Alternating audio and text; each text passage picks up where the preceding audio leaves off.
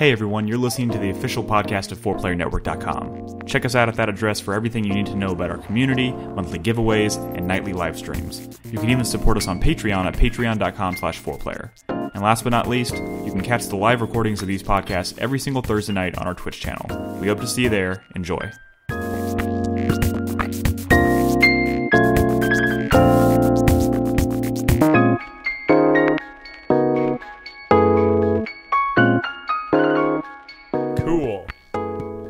Welcome to 4Player Podcast, everybody. This is episode 593. My name is Nick Henderson. I am joined by Brad Simons. Chat says move the chair, Nick. What? Move the chair? Oh, the chair. No! The chair. Brad, hello. Say hello. Hello. Crispy. Hello, Nick. Move the chair. Yeah. I moved the chair. Thank God. Sorry. We're, as you can probably tell if you're listening or you're watching us live, we are short a few hands tonight. Nolan is still on vacation. He is still in Hawaii. So we once again broke into his home. We're using his house to record the show. Chris Davis is in the middle of his move, so he is not here tonight. So it is just myself, Brad, and Crispy here to deliver entertainment and video game conversation to you.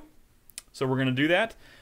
We don't have a lot of new stuff to talk about tonight. There's some news, but we have some impressions to give you guys, and we were chatting about movies and stuff. So why don't we just... Unsane wasn't bad.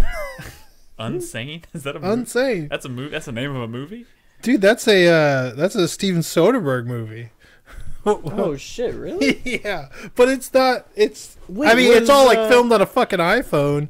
It's the movie where she like gets put in a mental institution, but she's like, there's this dude following me, but it's like, is she crazy or is this dude actually stalking her? It's like almost like a Lifetime movie, but it's like a Steven Soderbergh Lifetime movie. In fact, there's been this trend, like Venture did one. There's been this trend of these like auteurs doing Lifetime movies lately. And what constitutes a Lifetime movie? Just out of curiosity, I know I've been. Did you watch that Venture one? What's it called? Are you talking about David Fincher? Melodrama. What's the one from a couple of years ago that did really well? With the woman goes Gone Girl? Yeah. Gone Girl. That's like a Oh man. Yeah. I took that to my parents' house without having seen it first. Yeah. And we watched it and I was like, woo. It's basically like a fancy Lifetime movie. But it's good. That movie was fucking Guys, weird, dude. I will never forget. What was the lesson of that movie? There was no lesson. Don't trust your wife. Guys, she'll try to ruin you. I'm not even kidding. Because she gets bored. I'm not even kidding. So I'm not sure if anyone else experienced this, but when I was younger, you know, my mom would be, you know, making dinner and stuff, and she would have, but we had like a big kind of open kitchen and living room area, so she would have like the TV or radio on or whatever while she's cooking dinner or whatever.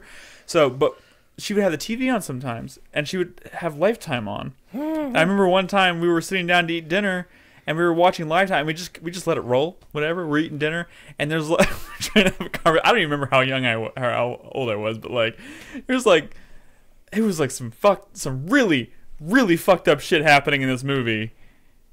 Is that what defines a Lifetime movie? I don't want to... A Simple Favor was another one from last year. Yeah, it's usually like something really fucked up happening. I mean, I don't want to say it, but it was like kind of rapey. That happens a lot. Okay, that happens. Okay, it wasn't me. Okay, it's like a woman getting kidnapped. We were trying to have dinner while there was like a kidnapping / rape happening on the TV, and I was like 10 or something, and I was like, what kind of movie? Paul Feig did one of these fancy Lifetime movies last year. A Simple Favor? A Simple Favor. That's another like fancy Lifetime movie. And it did really well too. I wanted to see that, but I never saw it. But interesting. Tully was pretty good, but it was hard to watch with my wife. All right, well, she ended up just hating me. While you go through your endless list... Wait, what? While you go through your endless list of movies, I'm going to go ahead and just rattle off a few things. First of all, of course, welcome to our video game podcast. We're going to be talking about some video games later, I assure you. I want to remind everybody, if you're watching us live on 4pp.tv, you can, of course, join us in Discord. We'd love to have you in there. We're in there all day long talking about video games and movies and soup. I don't know. Weird, random shit. You can find us at discord.gg/4player. We'd love to have you in there. Was it last... Sorry to interrupt, Nick. Was it last week where we were just talking about movies for like half an hour before? Last week? Oh, you mean before we went live? No, after we were live. Maybe before we went live. I feel like that happens on like a weekly basis. What are you talking about? I feel like last week was especially We egregious. enjoy movies. Sounds So like us. Thoroughbreds was pretty good. You ever watch Thoroughbreds? No, I didn't. Oh. And I also didn't see fucking, what was that, Suicide Nation or... what was that fucking called? I saw trailers for it. At I went the to draft watch house, like, Upgrade. I 1,000 never times. watched Upgrade. Upgrade was supposed to be fucking amazing. And I saw somebody like saying that like Upgrade is Assassination Nation. Assassination Nation. That's what it was. That's what you're thinking. Thank you, Scarecrow. Upgrade is just the Venom movie but better. Yeah. I'd watch that. Like, And that they have that dude that looks like Venom as well. yeah. Yeah. So the guy. Oh, You Were Never Really Here was good. Oh. Yeah. Wait. Is that the one with? Joaquin Phoenix. Yeah. Yeah. Isle of Dogs was good. I wanted to watch. Isle of Dogs is good. Wait, Guys, I that saw. wasn't last year. For me, what Wait, I would was Lucky Logan last year? No, that Logan was 2 Lucky? years ago. I think last year I saw a lot of movies by my standards. Maybe not as many as like a lot of people who watch like tons and tons of movies. But I was like, I saw a lot of movies last year.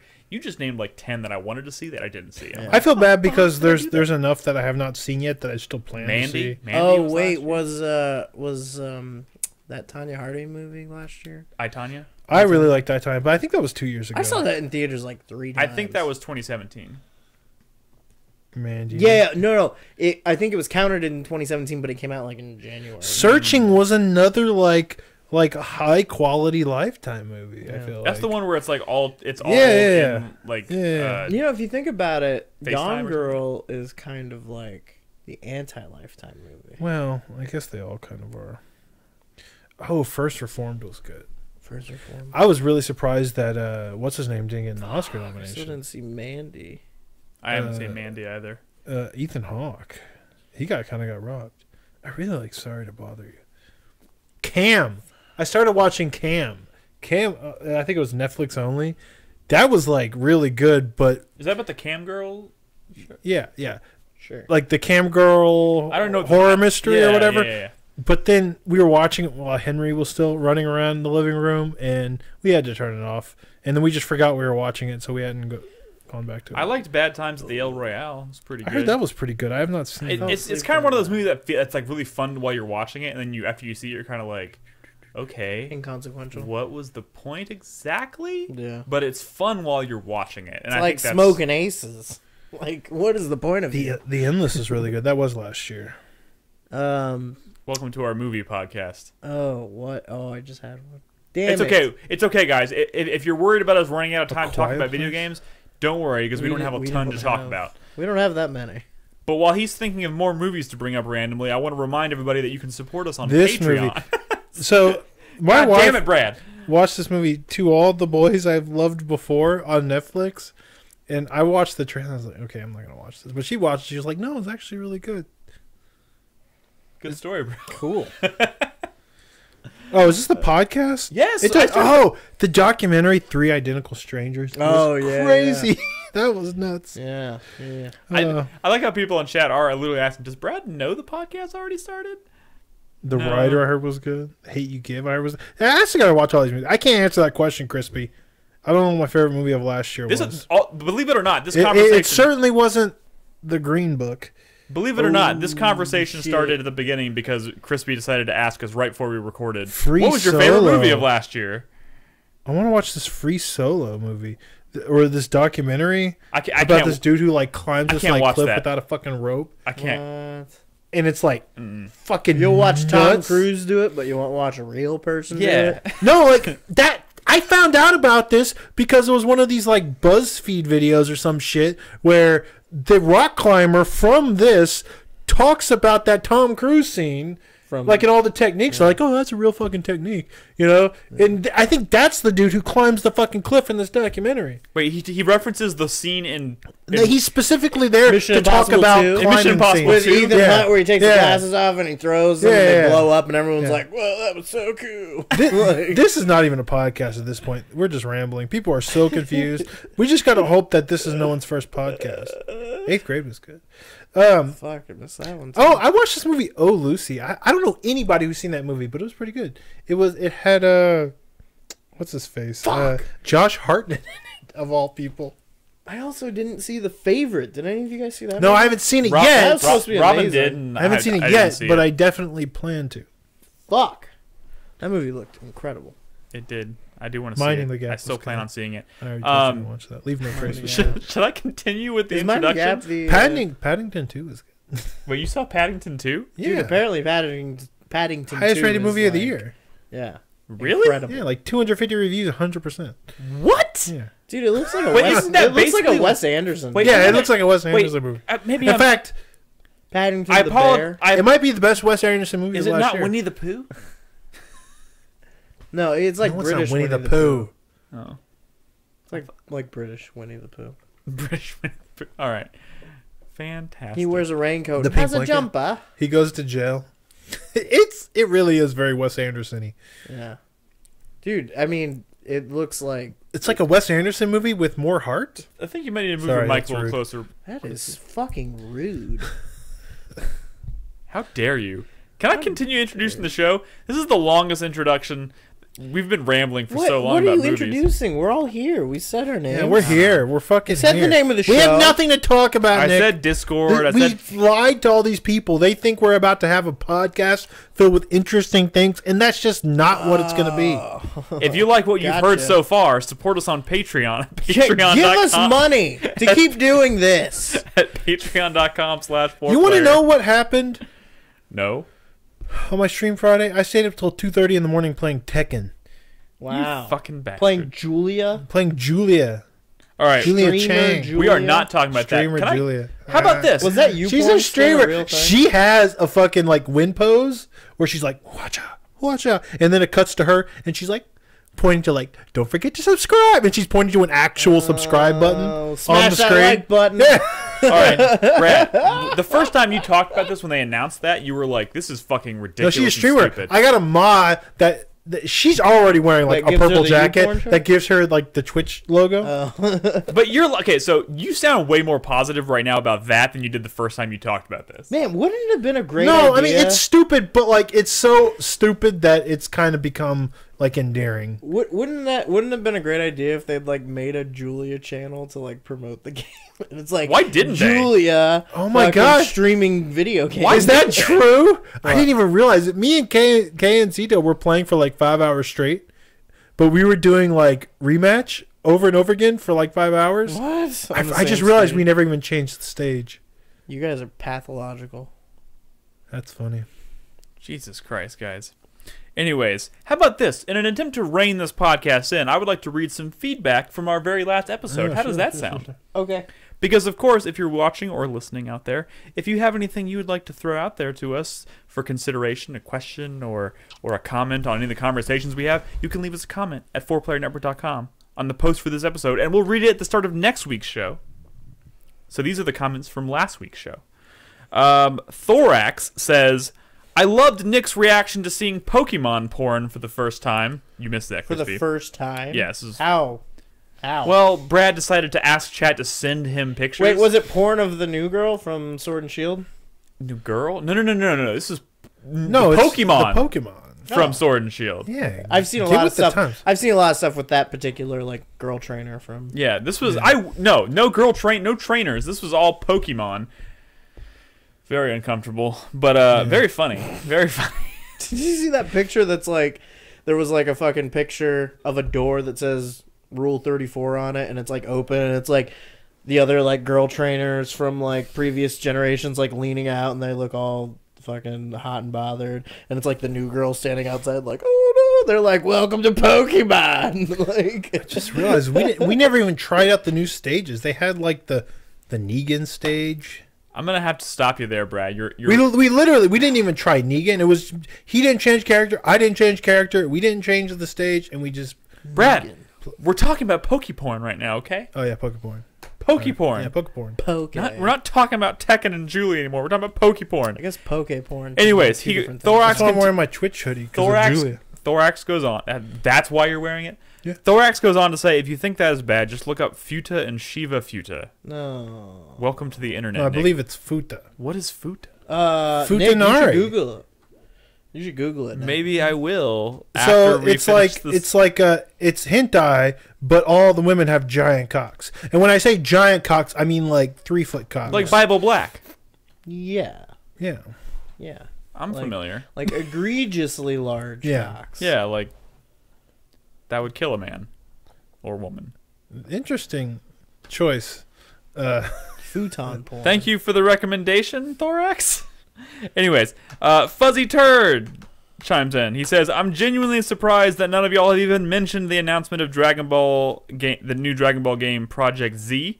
I thought you guys, at least Nolan, were fans of Dragon Ball. It's being hyped up as a fully open-world Dragon Ball Z action RPG that promises to be the quote-unquote most dramatic and epic telling of the Dragon Ball Z story to date." Fucking calling us out. No.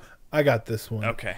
Listen, come down off your fucking cloud, okay? We had one good Dragon Ball Z game in the history of Dragon Ball Z games, and all of a sudden you think the newly announced one is also going to be fucking great? No. Most of these are bad, and they're going to go back to being bad and continue to be bad. You lucked out. Be happy. You got your great fighting game. The only way that I would be interested in this Dragon Ball Z open world game, first of all, I do think maybe you're I'll admit that yes, you're correct. We probably should have at least mentioned it. But I will say that like unless it looks and plays as good as Dragon Ball FighterZ, like which it won't, especially if it's like an open world RPG, like I have very, very, very low expectations. Damn it! Scarecrow stole my joke. I was gonna say if you're a real Dragon Ball fan, you would have said come down. Let me ask you this: off your Nimbus cloud, yeah, off your flying Nimbus. Scarecrow said that, not you. Hey, no, I was thinking it before Scarecrow said it. All I'm going to say is, look at the developer. You know, who is the developer? I have no idea. Is it CyberConnect 2, actually? Ooh. I mean, it's not like those. I actually don't know. But you know, look at the developer. The reason that last Dragon Ball Z game was great because it was Arc System Works, and they make great games. Most Dragon Ball games are not made by studios. They make great fighting games. They make great fighting games, yeah. Most Dragon Ball Z games are not made by studios that are known for really great things. So. That are good. Yeah. So, Chaitai says the new game is being made by CyberConnect 2. Which, you know... But those like, Naruto games were, like, okay. If they look nice. I just don't see it translating well to an... They're gonna create these, like, 3D models of anime characters, and it's gonna look weird. No. If it is CyberConnect 2, that's what they're saying. Those Naruto games looked amazing. Like... really amazing in 3D. But were they open world RPGs? No. Well, I mean, you're talking about the look. Yeah, but like I guarantee you, it's going to look fine. But you have to think about how that game is going to scale, like how the visual style is going to scale to be something. Well, as I mean, big as an open world RPG. Like that's why I'm concerned. Yeah, but I mean, I hope really, I'm wrong. What does that mean? They're not making fucking Skyrim here, you know. Sure. There were open world Naruto games. But they are imitating a source material and specifically they were imitating an anime, and like usually, and the reason I'm not super interested in most of the Dragon Ball Z fighting games prior to Dragon Ball FighterZ is because most of them try to create these 3D models that look like the anime characters, and they just end up looking really weird and awkward. When Dragon Ball FighterZ is amazing because it like perfectly recreates that like animated style from the show. But let's be clear, FighterZ is great because it also plays great. Yeah, it plays amazing. For sure. This CyberConnect 2 one will look good. How it plays might be a little suspect. Yeah, right. You can finally make your OC in a Dragon Ball game. Xenoverse? Well, yeah, I guess you could already do that. Okay, so this next question or comment comes from Drew327, and somebody actually responded to him, so I'm going to read his thought because it's initially asking you a question, Brad. Sure. And someone responded for you, and then you can retort. What up? Or you can add to it if you'd like. Drew says, Brad, I need some clarification. I am not great with the English language, so maybe it's me. You said Kingdom Hearts 3 has no stakes because everyone is back or quote-unquote okay. That sounds like to have stakes, something bad has to happen. Can't the stakes be high, but then there's a happy ending? That was his question. Resist the urge. I know. Okay. Mifos responded, says, I am no Brad, but having stakes, at least to me, means the player has an illusion that something bad, quote-unquote, might happen, and returning characters back every time without any cost breaks that illusion. It can have a happy ending. It's just that throughout the game, you maybe have to have a doubt that it won't actually happen, and vice versa. Having no stakes doesn't mean there'll be a happy ending. It's just it'll just be unexpected and will probably fall flat because. But it's when it happens repeatedly and to everyone. It's like Dragon Ball Z, right? Yeah. You know, when Frieza kills Krillin, it's like, oh shit. But then when like Krillin dies 14 times. The whole show, like the crux of that show is like you have Dragon Balls, you can make witches, so of course they're gonna kill people and then bring them back to life. That's but you can only do it once a year, Nick. And it's not just that. I think it takes. And it's not just that. It's not just life and death. It's Nordings and I heard Aqua got Norded. Yeah, for 10 minutes. Sorry, spoiler. That sounds dirty. He got Norded for 10 minutes. Okay, but Aqua got Norded. Okay, question. This is Kingdom Hearts related. Because I'm playing Kingdom Hearts 2 right now. I just got to the part that we looked at that we watched the other week where Goofy got hit on the head with the rock and then died? Mickey just thought he died. You remember that? You were the one that pulled that up. They'll pay for that. Yeah. What about that? So I just got to that part, and right after that, you fight a character who's from Organization 13, and he attacks you with bubbles. Is that Aqua? No, Aqua's a girl. Yeah, Aqua's a girl. Oh. You're not going to know who she is because she's from Birth by Sleep. And she got Norded. Yeah. Gotcha. I figured like it was some stupid shit because like he attacked you with bubbles and water. You're also not even going to know what a Nording is because I think when that all started with like Terra, right? I have no idea what Nording is. Well, I mean, I guess technically Riku sort of gets Norded. We talked about this in the first one. How do you do you have anything else you want to say about stakes? I mean, I see what he's saying, but it's so ridiculous in Kingdom Hearts. And it happens so frequently that, like, hey, everybody dies. And then, like, a few minutes later, no, everybody's okay now. Literally, like, Goofy got hit on the head with a rock, and then they acted like he was dead. And then he just comes like, hey, guys, just running into the scene like 5 minutes later. At some point, you stop caring. Yeah. Even if it's, like, I wouldn't even say on that, a meta level, but... Just from, like, a general, like, writing storycraft perspective, I wouldn't even say that, like, high stakes are necessary for... the audience to be engaged with what's going on, but there's got to be like a consistency to what's going on. Like there is a consistency in that nothing matters. Yeah, consistently doesn't matter. But I think that's a complete lack of consistency. Right? I think the real divide is that everything, like, to the characters in the story, it means everything. Sure.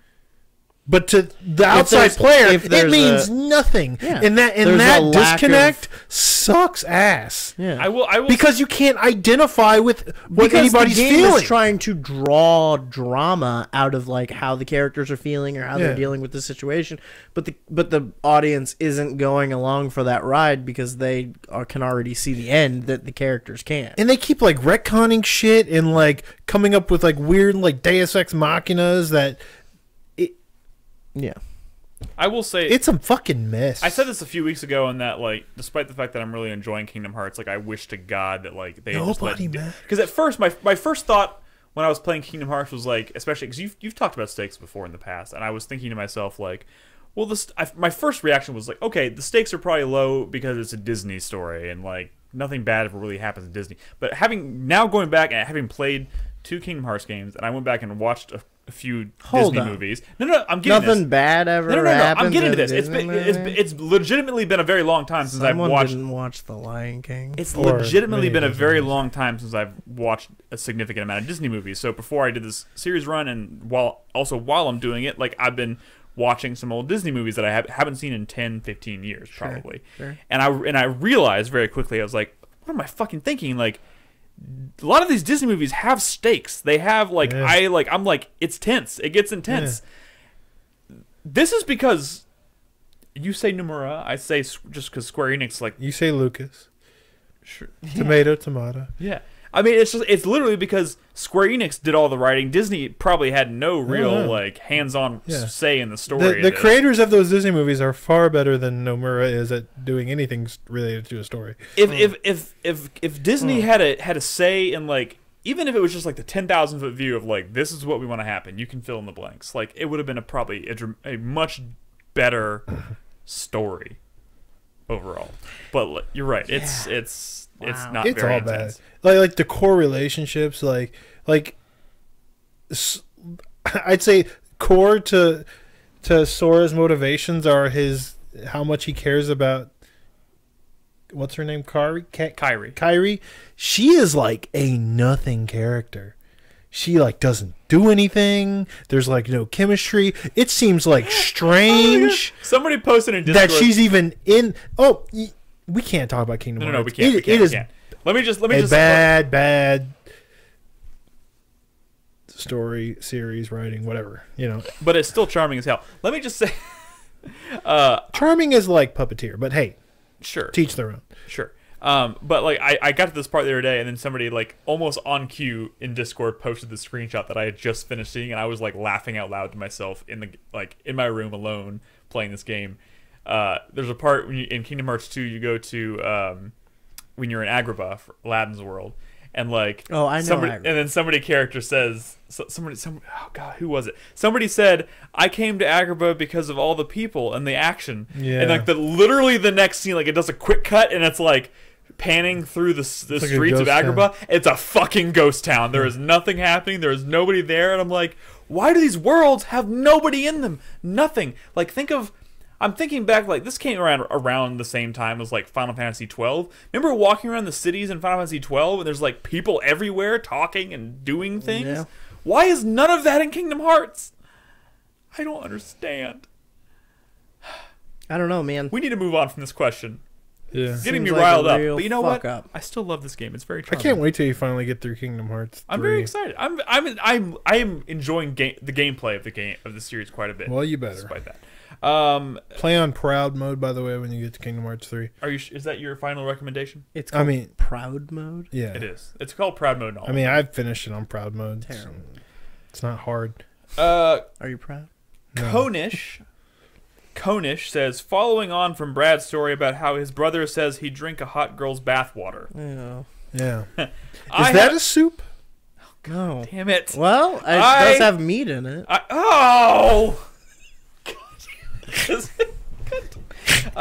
And poo particles.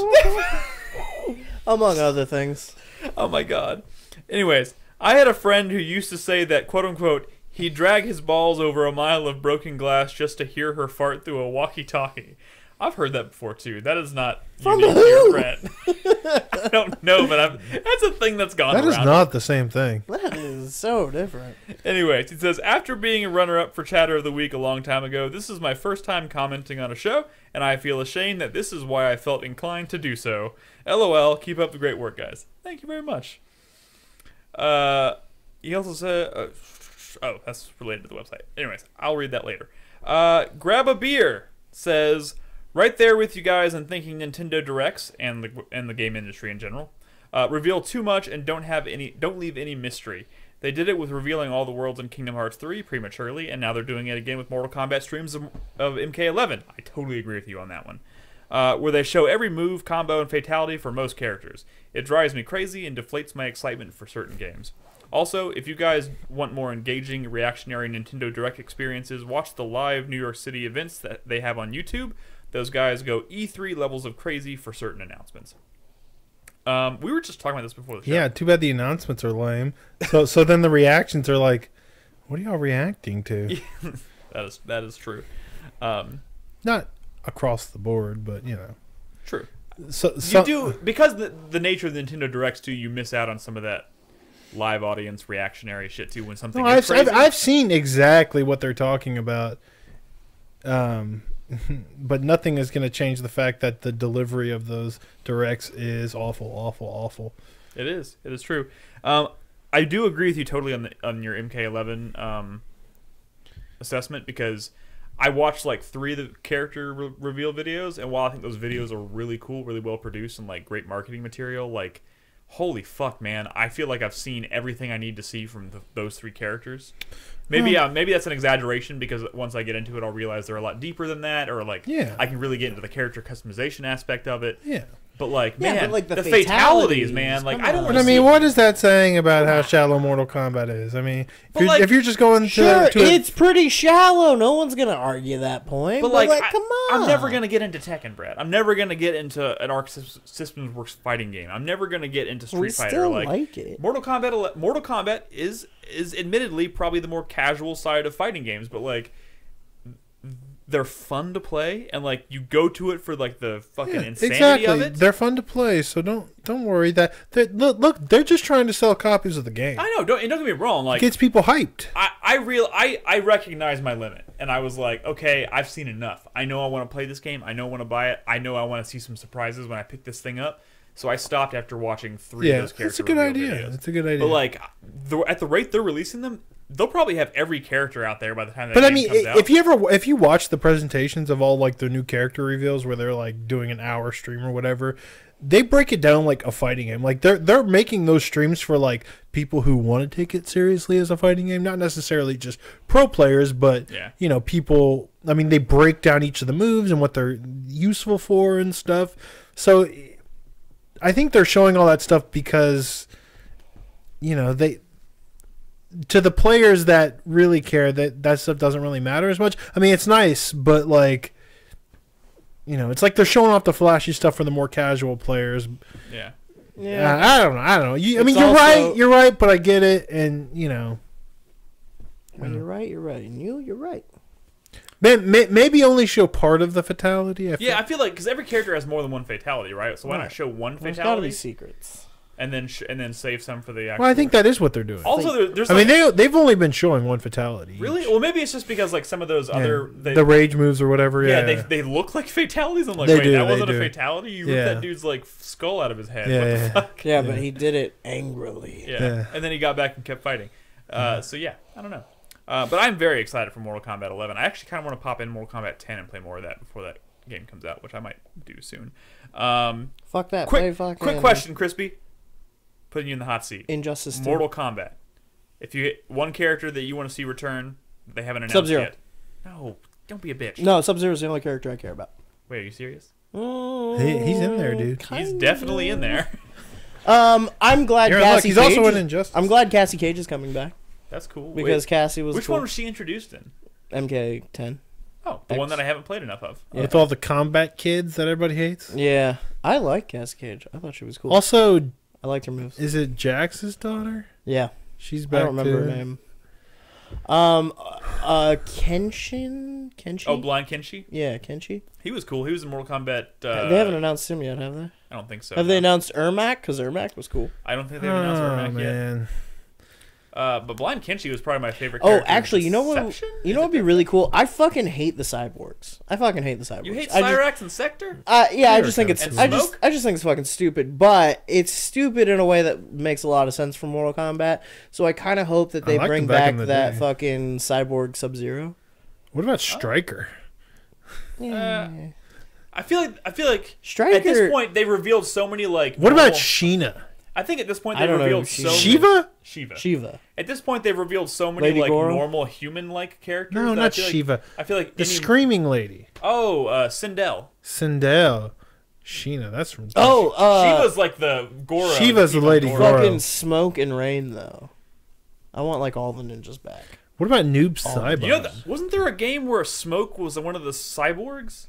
Where he was like a Yeah, there was- Cyborg Dude, Smoke. like MK9, I think like all of the ninja characters had like cyborgs or some shit because that was like part of the story. You know what? You know what? Fucking Mortal Kombat. You know what? I don't want to get. Why couldn't they put Negan into Mortal Kombat? I feel like that makes more He sense. would have been a better fit. For He sure. would have, but fuck Negan. Who cares? But you know He's what? supposed to be supposedly You know, really good. Talking about this, No, I mean like fuck The Walking Dead. talking about this You're makes me right. realize that Mortal Kombat, and this is just from a totally like casual. I don't play fighting games kind of person, but like Mortal Kombat has always had like the best characters. I don't know, man. Like, Or, I mean, don't have get you it- played Guilty Gear? I don't get That's it. like the sickest shit on the planet.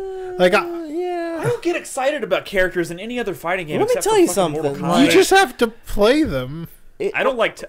The thing about Mortal Kombat is that it comes from not like going a design legacy where like they literally had like 5 characters in the first game, and then like their idea of adding new characters after that was like take the ninja model and make it a different color. Yeah. And they did that like 12 times. Yeah. And then they did cyborgs that were all the same way. And then they had like... Well, that's not true. Then they did lady ninjas, and then they're like, okay, well, now we've got like an idea for lady ninjas, so just do like 9 of those. And then, yeah, I mean, it's just like kind There's been a ton of like original characters, though, especially There since... have been as many unoriginal characters as original Fair characters, enough. though. Fair like, enough. I don't know. But, yeah, Mortal I'm Kombat, getting like... fucking excited about Mortal Kombat 11. That's all. That's good. That's That's all good. I'm saying. Yeah, I don't ever really get this excited about fighting games. So. Dude, you know what? I'm glad that like Scarlet got like the big overhaul that she did. Like she seems Jade like as well. Like a cool fucking character. Like all the lame ninja clones are like more developed now. Yeah, and, they're like, not just ninja interesting clones, looking, like, and yeah. They all have their own thing now. We're not done with feedback yet. But yeah, I recommend Guilty Gear if you want cool character designs and fighting styles. But I mean, that's like in another league, to be honest. I feel like I feel like Guilty Gear is just kind of out of my league in terms of fighting games. Yeah, I mean they're actually pretty accessible and fun to play. Maybe. I mean that. But yeah. If we ever do another multiplayer night where we have a lot of fighting games around, bust out that and I'll play that. Yeah. Burnsy says about Brad being grossed out about the quote unquote drinking a hot girl's bathwater. We've come back to this. Why are we? I want to point out this has got a lot of attention apparently. Fucking I want to point out that Brad is on record for saying he would drink Jessica Alba's bathwater. On Krispy's inquiry, Brad has also said he would drink a broth made from her. That was like 10 years ago. I said that. A broth made from her what? Her bones. Oh my god! I said that like 10 years ago. And I'm pretty sure I was joking. What is Jessica Alba even up to these days? Oh my god! Hold on, I'm not even done yet. Hey, bone broth's supposed to be good for you. Okay, only the condition that it was present day her that died. Nolan then asked if he'd eat her ashes like fun dip. Oh. And Brad remained silent about that. That's a yes. Jesus Christ. What kind of fucking sick conversations have we had on this show over the course of 10 years? Dude, we just like say things. Like we don't even think about it. Seriously, what's Dude, do you know how much weird shit has like gotten back to me that's like, oh, you said this on a podcast a few years ago, and I'm just like, what? Like I did. And then someone's like isolates the clip and sends it to you. I like no don't way. pay attention to We what I'm could saying. never run for office. Or, know. I mean, I okay, know. hold on. We could be president. Well, that's true. There you go. Oh my god, next comment. As long as you just own it. E Cheese Kid says, as someone who, like I said, we have a lot of feedback tonight. E Cheese Kid says, as someone who hasn't played Pokemon since Gen 2, I'm very excited for the new game. I'm eager to go into the new world of Pokemon with as little knowledge as the main character is supposed to have. I'll be battling things I've never seen before since I haven't kept up with the franchise for so long. By the way, everyone knows you don't pick the starter, you pick the final product. Crispy, are you excited for that? What does he mean by that? I think he means you don't pick your You starter pick, like, based the- on the way they look when they're in their first form. You pick, you What look they at their evolve final into. form and then Yep, pick I'm which telling one. you, everyone was so into that kitten, but then it turned into like a big wrestling cat, and everyone was like, "What the fuck?" Oh, Incineroar? yeah. Yeah. Also, like I feel like if you look at the evolved forms, You know ahead of what? time, you're ruining part of the fun for you. Like The part of it's like, easiest- ooh, what's it gonna turn into? Yeah, like, next? oh my god, it's evolving. The easiest way to solve that problem is just always pick the water starter. That's what I do. I always pick water.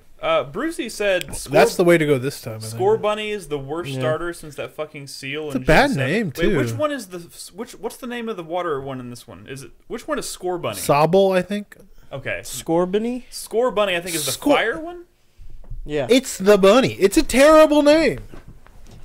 What is Score Bunny? Pokemon. It's Scorch and Bunny. But that's a bad name. Is it? I think it's Scorbunny. pronounced Scorbunny. Scorbunny. That sounds like a town in New Jersey or something. It's the worst starter since that fucking seal in Gen 7, but this game's still gonna make me Hey, buy a Switch. you leave Poplio alone. Well played, Japan. He Favorite starters ever. Go. Squirtle. Come Mine was second gen water starter. I The don't one even- that turned into Feraligatr. says. Oh, I forgot about that. That was pretty That cool. was fucking dope. Actually, Squirtle into Blastoise is really good too. Totodile. Totodile, that's what it There was. we go. Yeah, that was a pretty good one. Good Totodile. reference. And our last comment. Pokemon tonight comes, sucks. Moving on. Last comment You're tonight a comes fucking jerk. Our last comment tonight comes from Franklin Hunter. He says, "My question is, when is the next installment of Cooking with Brad going to be?" I mean, Cooking with Brad. I'm moving and soon. Henry. That doesn't answer the question. Well, so the thing is, Get a little I'm in a pop 2-story house now, and my stream is upstairs and the kitchen is downstairs. That's why Cooking with Brad doesn't really happen. But I'm moving into a 1-story house. So Have you all found? Oh, maybe I shouldn't ask that. So the kitchen might actually be close to where I'm streaming. I might actually be able to do some cooking, but we'll see. Nice. Also, we'll see. No. We'll see. Nice. Anyways, thank you guys so much for your feedback. We What you appreciate thought it. of Like I said, if you want to say anything, if you want to chime into any of our conversations we're having tonight on the show, please feel free to head over to 4playernetwork.com, leave us a comment, and we'll get to it next week. Now let's jump into all the juicy impressions we don't have this week. Oh, yeah. Okay. What? Oh. Feedback from our last episode. Oh, you're a little late on that on the overlays there, Krispy. No, that was on the whole time. Oh, it was? I was just turning it off. Okay, wonderful. I don't think that's true. Who wants to start? We don't, like I said, we don't really have anything new How about per se. beep, boop, beep, boop, boop, beep, boop, beep. Oh, this is me. I played my first real session of Monster Hunter World playing solo. Hey, how was Monster Hunter World, Nick? You know, can I say this, Nick? Yes. I only played... Do you know why I played this game solo? Because of you're when you could play it? I don't know. Exactly. Previously, when I got into Monster Hunter, I did play with other people. Yeah. You know, I played with like Sci-Fi and Gray Fox and stuff, and it's like super fun that way. Sure. The only reason I'm playing solo now is because I have such a limited time and window for when I can actually play. I didn't actually want to like develop any sort of like, you know, group community with people because I knew I couldn't like stick with them and play it as much as they would want to play it. And I also because these games are very addictive. I also do feel that way. I mean, I would love to occasionally jump in and play with Krispy or play with Chai Tai or whatever. But like, I'm also like my goal. You can roll the footage, by the way. My goal on the stream the other night. Sorry, it's old footage, but my goal cool on the footage. stream the other night when I popped this in was to get to a point where I felt comfortable playing solo because that's probably how I'm going to spend most of my time. This is Witcher footage. Yeah, this is. So the footage we're watching. Why are we tonight is watching footage from The Witcher? I hate all of you. Is this Witcher 3? I hate all of you. This is the footage that Brad brought last week of The Witcher 3 footage. Is that a Scoia'tael? No. I have no idea. I mean, maybe. Yeah. But my goal last week was to kind of get comfortable because I know that's how I'm going to be playing most of this game when I do play it. And in the course of that 3 hour, like the first time I played it, Chai Tai walked me through a bunch of stuff, and I got kind of gave me like the 10,000 foot view of the game and told me how everything worked, and I was like, this was fun. I learned a lot, but at the same time, it was very overwhelming. And I feel like the only way I was really going to get into it ever is if I just kind of like jumped into it by myself, just kind of learned the ropes as I went, and got to a point where I felt I got the loop and I felt the hook. And I think over the course of that 3 hour stream, I got it. I had my first hunt by myself. You know, like an actual hunt where I went out there and I chased the thing down for like 30 fucking minutes. What did you fight? It was a Pookie Pookie. Pookie? Which I'm sure is like super. No, Pookie Pookie. This is good. Hey, good job. It was fun. Like I've watched a lot of footage. We've talked about this game a lot over the past year or so, and I've heard Brad and you and Nolan talk a lot about. Nolan, he never played. Did Nolan not play it? No. Okay, then you and Krispy. I've heard both of y'all talk a lot about how addicting it is to like chase monsters down and like have these epic boss fights, whatever. But when I would watch footage of it, I was like, I don't really. It doesn't like click with me, but like I finally had that feeling. I finally had that like, okay, I get it now. This is epic. This is intense.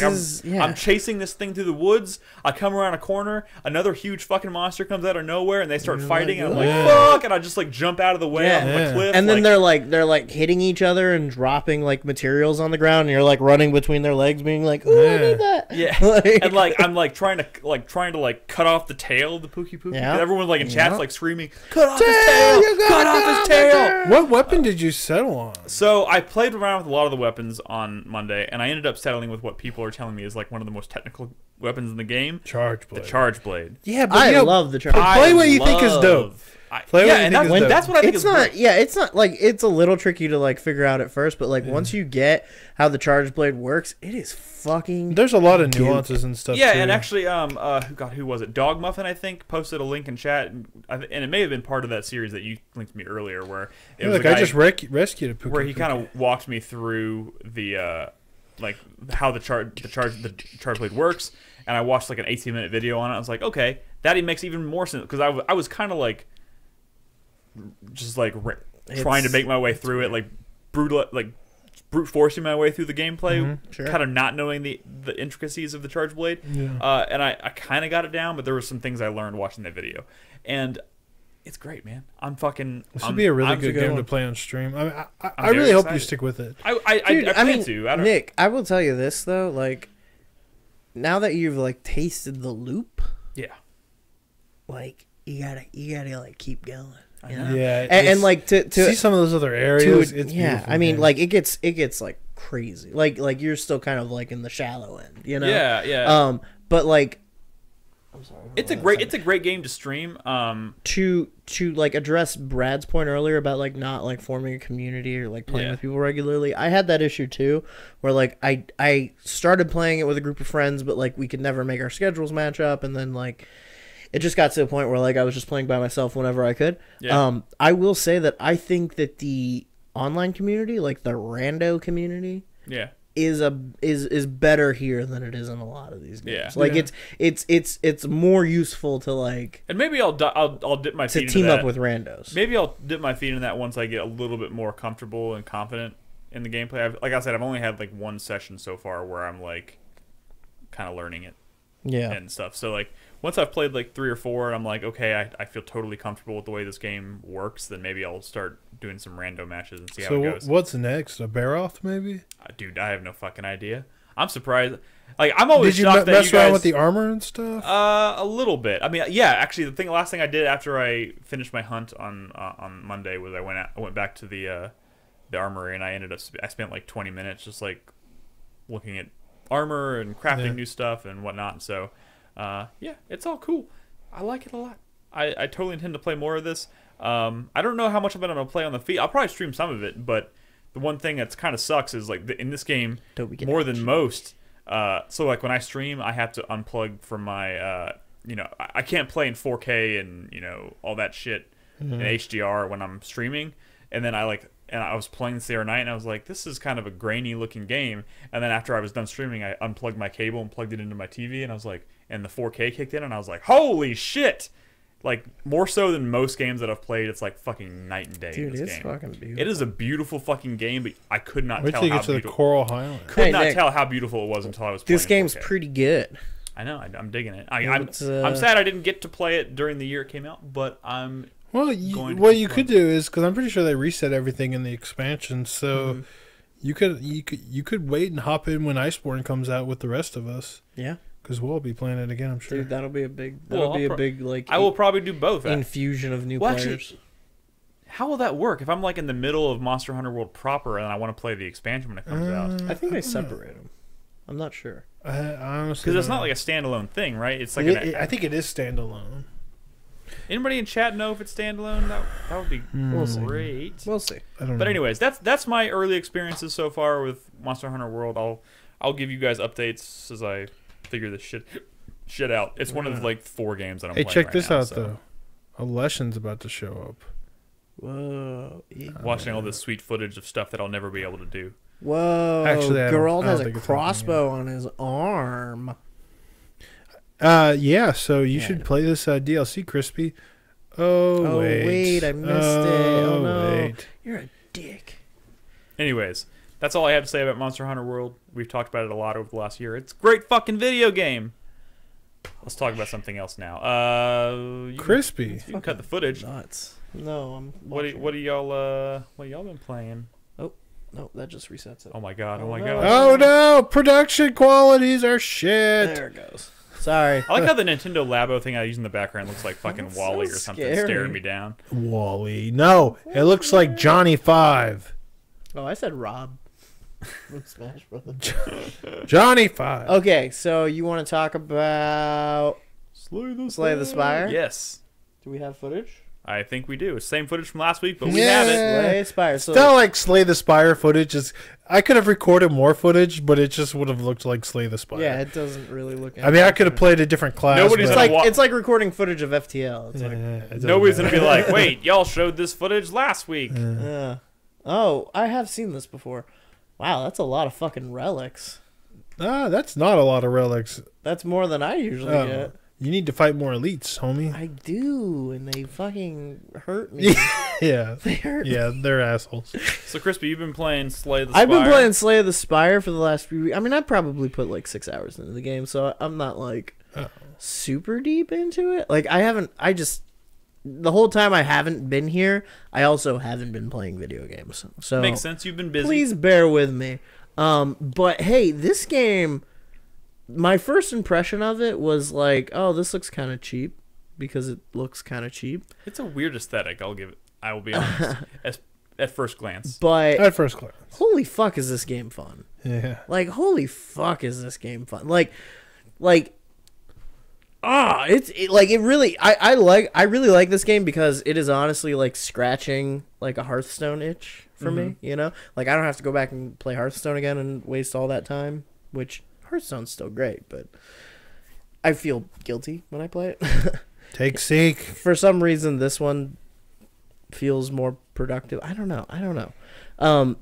But yeah, dude, like this game, like when I first started playing, like the first couple runs, I was kind of like, oh, okay, it's pretty simple. Like, it's pretty okay. You get cards and they attack, and some do more damage and some do less damage, and some cards block, blah blah blah.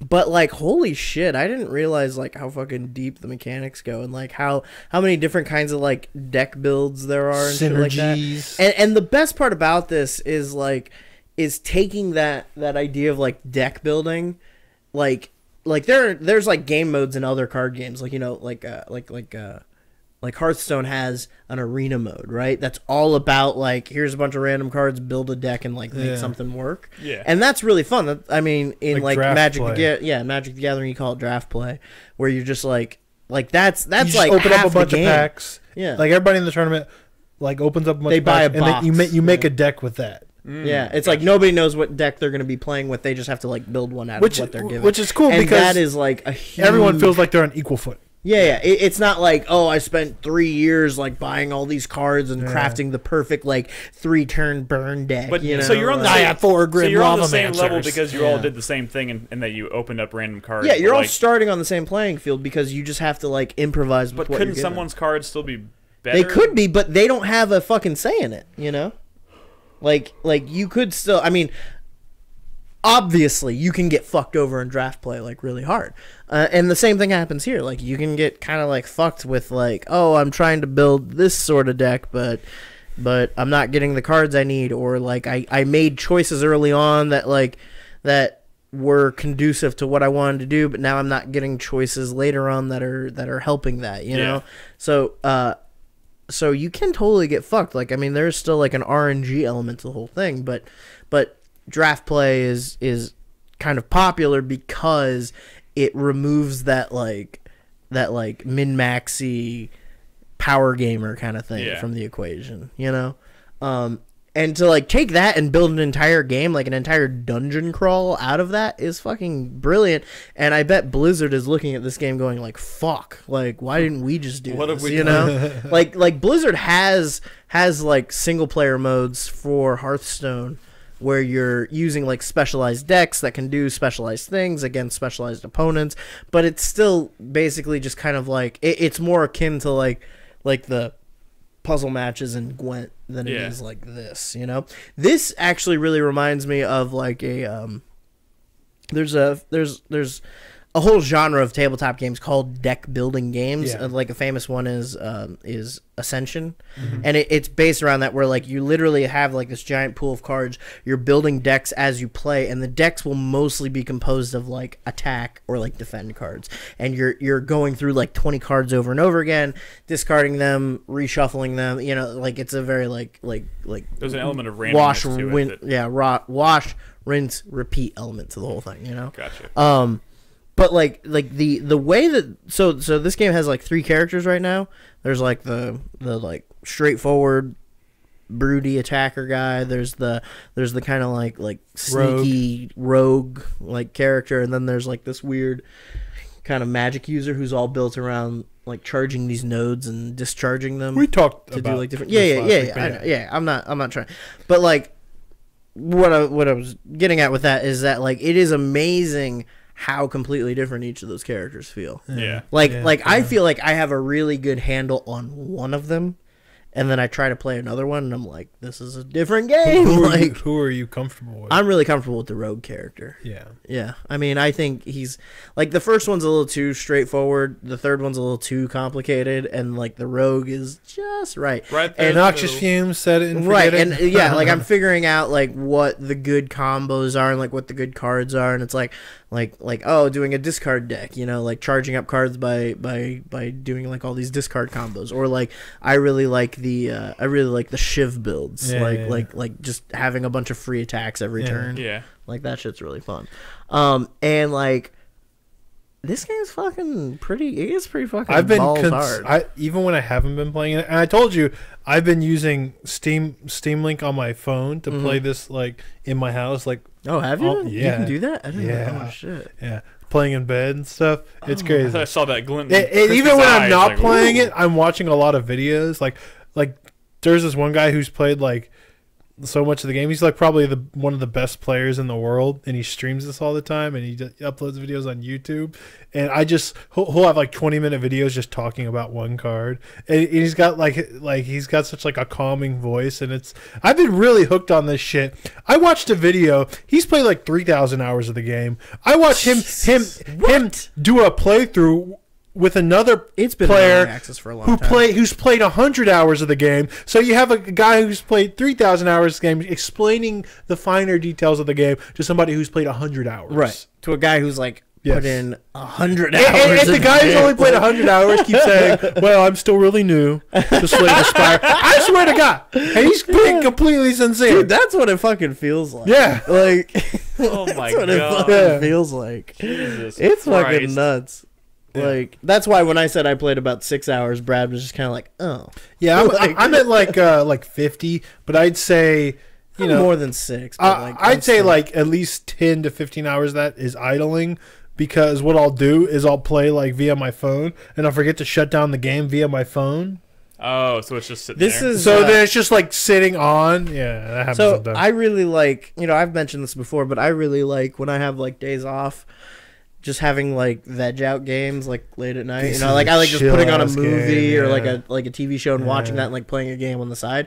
I really like doing that, and I have like some go-tos that I play for that. Like Rogue Legacy was one for a really long time.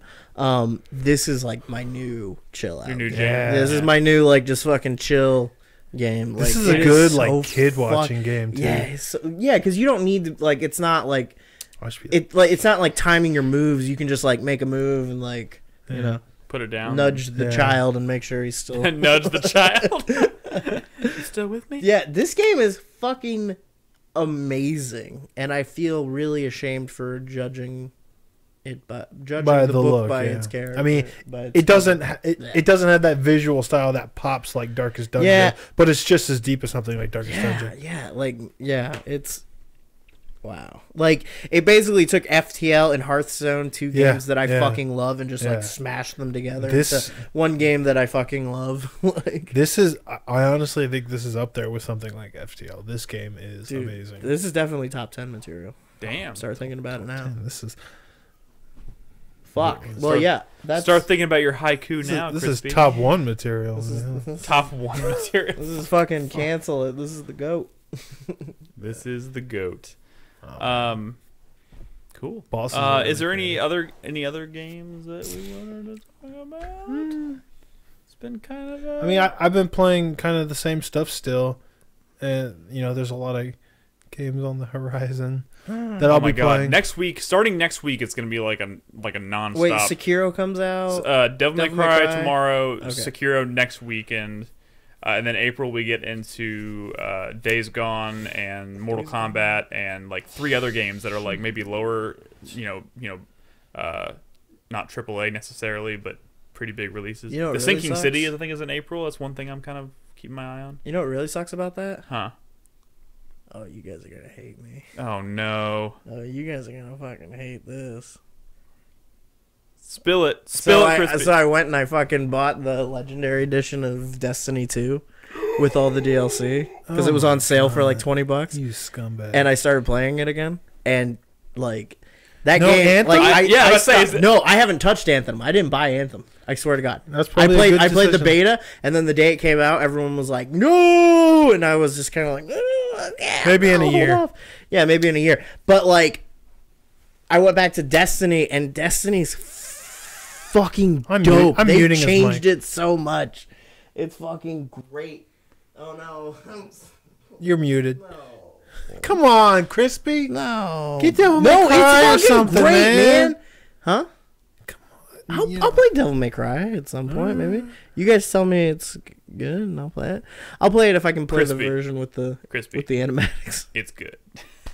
You guys don't know that though. You haven't played it yet. You played the demo, but based on Capcom's track record so far. In the I past know couple you years, played the I'm pretty demo confident. and you liked it, and Carlos played the demo and he said he fucking hated it. Well, Carlos doesn't like things. Yeah. Yeah, that's true. That is Well, true. I had some but- misgivings about the demo. Apparently, my big concern from the arm demo switching? is just how it is in the game, and I still think that's like That's the arm switching, right? the lack thereof. Yeah.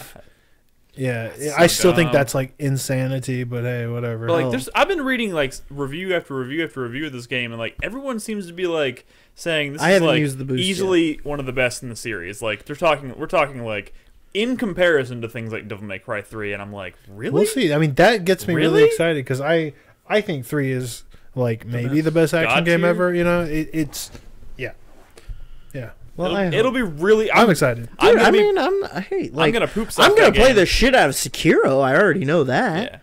Yeah. I'll Yeah, I feel probably like play V it. is your character. The dude who like controls demons to fight for him, and he just like slowly walks around the battlefield, and he could just like start reciting poetry. That sounds. Wait, what is that from? He literally reads. Devil May Cry 5. He really. There's a character that does that. Yes. He That summons. sounds cool. He summons demons while reciting poetry and just waltzing around What? the field. That's Yes. like that's me. That's fucking Dude, awesome. the game is gonna be dope for sure. Anyways, It's gonna be cool. I love that. we'll talk about Devil May Cry 5 next week, but I think that's it for impressions. And actually, we Wow. went long on feedback, so we can probably take a quick break. And when we come back, we have some news topics to cover, including that Nintendo Labo announcement, and we'll talk a little bit more about Capcom as well. And then, of course, we're going to answer some questions from our supporters on Patreon. So if you're watching us live, don't go anywhere. We'll be right back.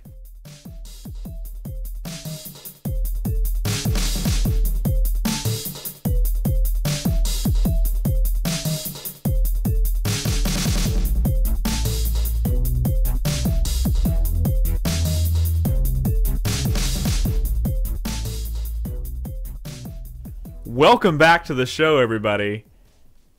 There's not a lot of news this week either, but we do have a few things to talk about. One, I want to get the quote unquote big one out of the way. Brad, are you ready for this? Oh, what's the big one? Crispy, are you ready for this? I don't think Crispy's ready for I don't this. think Crispy is ready. What? I'm ready. Let's Oh go. my God. Let's do it. Let's do it. Let's talk about the Nintendo Labo. Wait. Because I feel... Wait. Oh my God. I don't have the thing. Learn to use the Where's Stream thing? Deck. Feedback? No. Nope, that's not it. not. It's under News. Nope. Click on News. There's no news button, Nick. Oh, there it is. Then there's another... Labo yeah, VR. it is. Yeah. Okay, I feel like a long time ago when we first started talking about the Nintendo Labo was when we were first like, oh my God, this is a real thing. This isn't a joke. They're selling cardboard. I think at some point somebody in here made a joke about like, oh, they're going to do a VR cardboard set. And that is exactly what has happened. They did it. Yeah. They're going to make you put your head in a fucking box. You're going to put your head in a box. I mean, more or less. It's a little more complicated. The thing is, they're obviously sticking with, Nintendo's strategy when entering these kinds of markets. They're going for the lower end as far as price, right? They're trying to break into the market They're trying that to make way. it accessible. So what? And the lower end in terms of technology. Yeah. Right. Yes. Right? Because And quality. Because the Switch VR experience Is not. This is going to be more akin to what.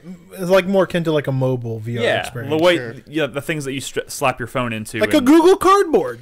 It's not a serious platform. It's something to play with a couple times and be like, oh, wow, this is cool. The future's weird. This is like literally. This is like seems way less remarkable because Google Cardboard exists, which is cardboard that you fold into a VR headset, right? Yeah. Wait, that's a thing? That's a thing. That's what Google Cardboard is. Yeah, that's They what just that ship is you up there. They ship you a piece of cardboard that Don't you fold remember that? and you slide your the first thing. Remember that time that we Yeah. played all those horror VR games on Google Cardboard? That's what that is. And that's what this is. Except you can like make a duck. Have you seen the GIF where you're basically just it's just a girl like looking into a duck's asshole? What? Oh, that's what it is. Wait, are we talking about the Labo? Or are we talking Yeah, about the Labo. Hang on, I'm looking that up. Okay, I feel like I did a fair amount of research on this, and I don't think I ever saw a duck's asshole. I mean, that's what it is. So, like, the main starter set comes with Oh my god. like the simple VR thing, but all these comes the add-ons that you can get are like fucking animals. Okay, first of all, real quick. Look, She look looks at the so bottom. happy. Okay. He's so psyched. Oh my god, you're Dude, right. one of them's a camera, though, and one's a gun. Like, this looks kind of cool. Fucking god damn it. I saw like a really fucked up tweet from but what is like the video game focused like Onion Twitter thing that I follow? No. I haven't even. Let me get the details out here before we start cracking jokes. It was like one picture. It was the dude looking into the VR gun, where your whole face is in the gun. Yeah. And then the other picture was JFK in his car. It was really fucked up. It's kind of a bad. Everyone was like, too soon. Yeah. 1963. It was fucked up. Oh my god. This is so bad. Okay, first of all, let me just say, okay, this pack, it's $80. There's two different versions. There's an $80 version and a $40 version, all right? You get the $80 version. It comes with the goggles, which, okay, so here's my question. Are you actually taking part of your Switch What do you mean? and attaching it to the... Yeah, you slide your Switch in there. Yeah. But where do the goggles go? On your face? It's not even like goggles. So- It's like... So the Switch slides into the actual cardboard thing that holds it. Yes. The goggles go in between your eyes and the screen. Yes. Okay, there we go. That's the piece I was kind of No, missing. the goggles. You know what? I'm gonna grab this. Whoa. Oh my god, he's getting out. This is an audio. Actually, I don't know if this is put together. Let's not break anything that Nolan owns before we... Yeah, I mean, look at it. You literally just slide your phone into here, Okay. and then the goggles are like built into the cardboard, and you look through it, and it's like VR, and it's using the motion of your phone, just like this is going to use the gyro of the Switch, Joy-Cons to.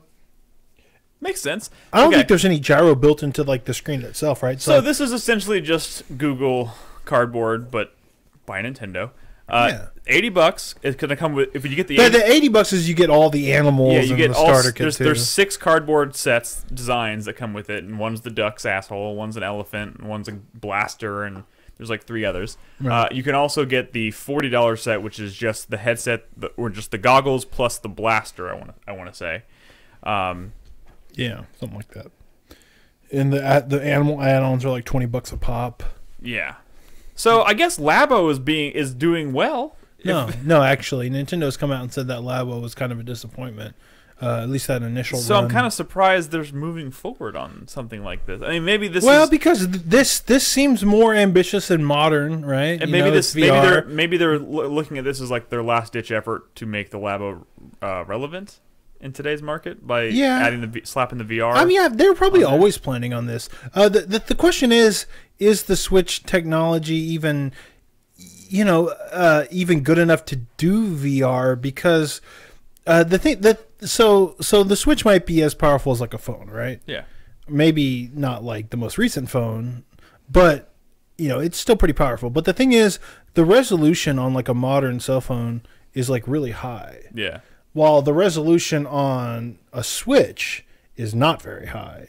And I think you need to have like a really high resolution and frame rate in like both eyes for VR to not be like a complete shit show. Or at least to make it tolerable for an extended period of time. But it looks like the experiences they're trying to design here are not intended to be I have a feeling it's going to have to be like super simple.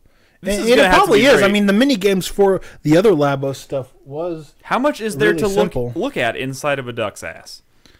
I mean, you're probably going to be like flying around a fucking duck, Yeah. The duck is carrying you off. But I mean, if anything, this is just gonna like get people maybe interested in like as a stepping stone, to like real VR. Maybe they like fuck around with this and they go, I want a PSVR now, you know? Yeah, I mean the thing is, the Switch already is a novel device in that it has a really interesting hook to it right out of the gate. So like this is just like one more. It's like from their perspective, it may seem like, you know, VR doesn't have to be amazing. It's just another thing that we're showing that our device is capable of doing. Also, the other thing is like if you got like a Samsung phone or whatever, which like a ton of people have, like they were like giving these Google Cardboard or like the Samsung Gear or whatever, which isn't even cardboard, it's like plastic. So like I think a lot of people at the very least have experienced maybe like some phone VR. Yeah. In which case like the magic of this is maybe gone, wasted on a lot of people. Like it seems bizarre. Like you can't actually, like there's not going to be any experience that you have playing Nintendo Labo VR where it's like you can see yourself playing the game for an extended period of time. You have to hold the fucking thing up to your face the whole time. How annoying is that going to be? It's not about an extended period of time. Even like the Labo mini games, even outside VR, you weren't playing for very long. I mean, it's not even about that. It's not like they're going to release Metroid Prime 4 and you can play the whole thing in VR. Yeah, this definitely isn't a PSVR situation. Where you're not like where Resident Evil 7 is something you play through in its entirety. No, like it's a novel thing where you're going to have these many like super bite-sized experiences. I mean, honestly, I don't think this is for us. This is for like younger kids, and that's what the advertising would suggest. Also, it's going to. I think we're talking way too much about this already. It's going to make the number of Switches that are dropped and broken skyrocket, which means they're going to sell more Switches. Maybe. Yeah. Devious. No, I mean whatever. Honestly, I think we've already talked. Taco.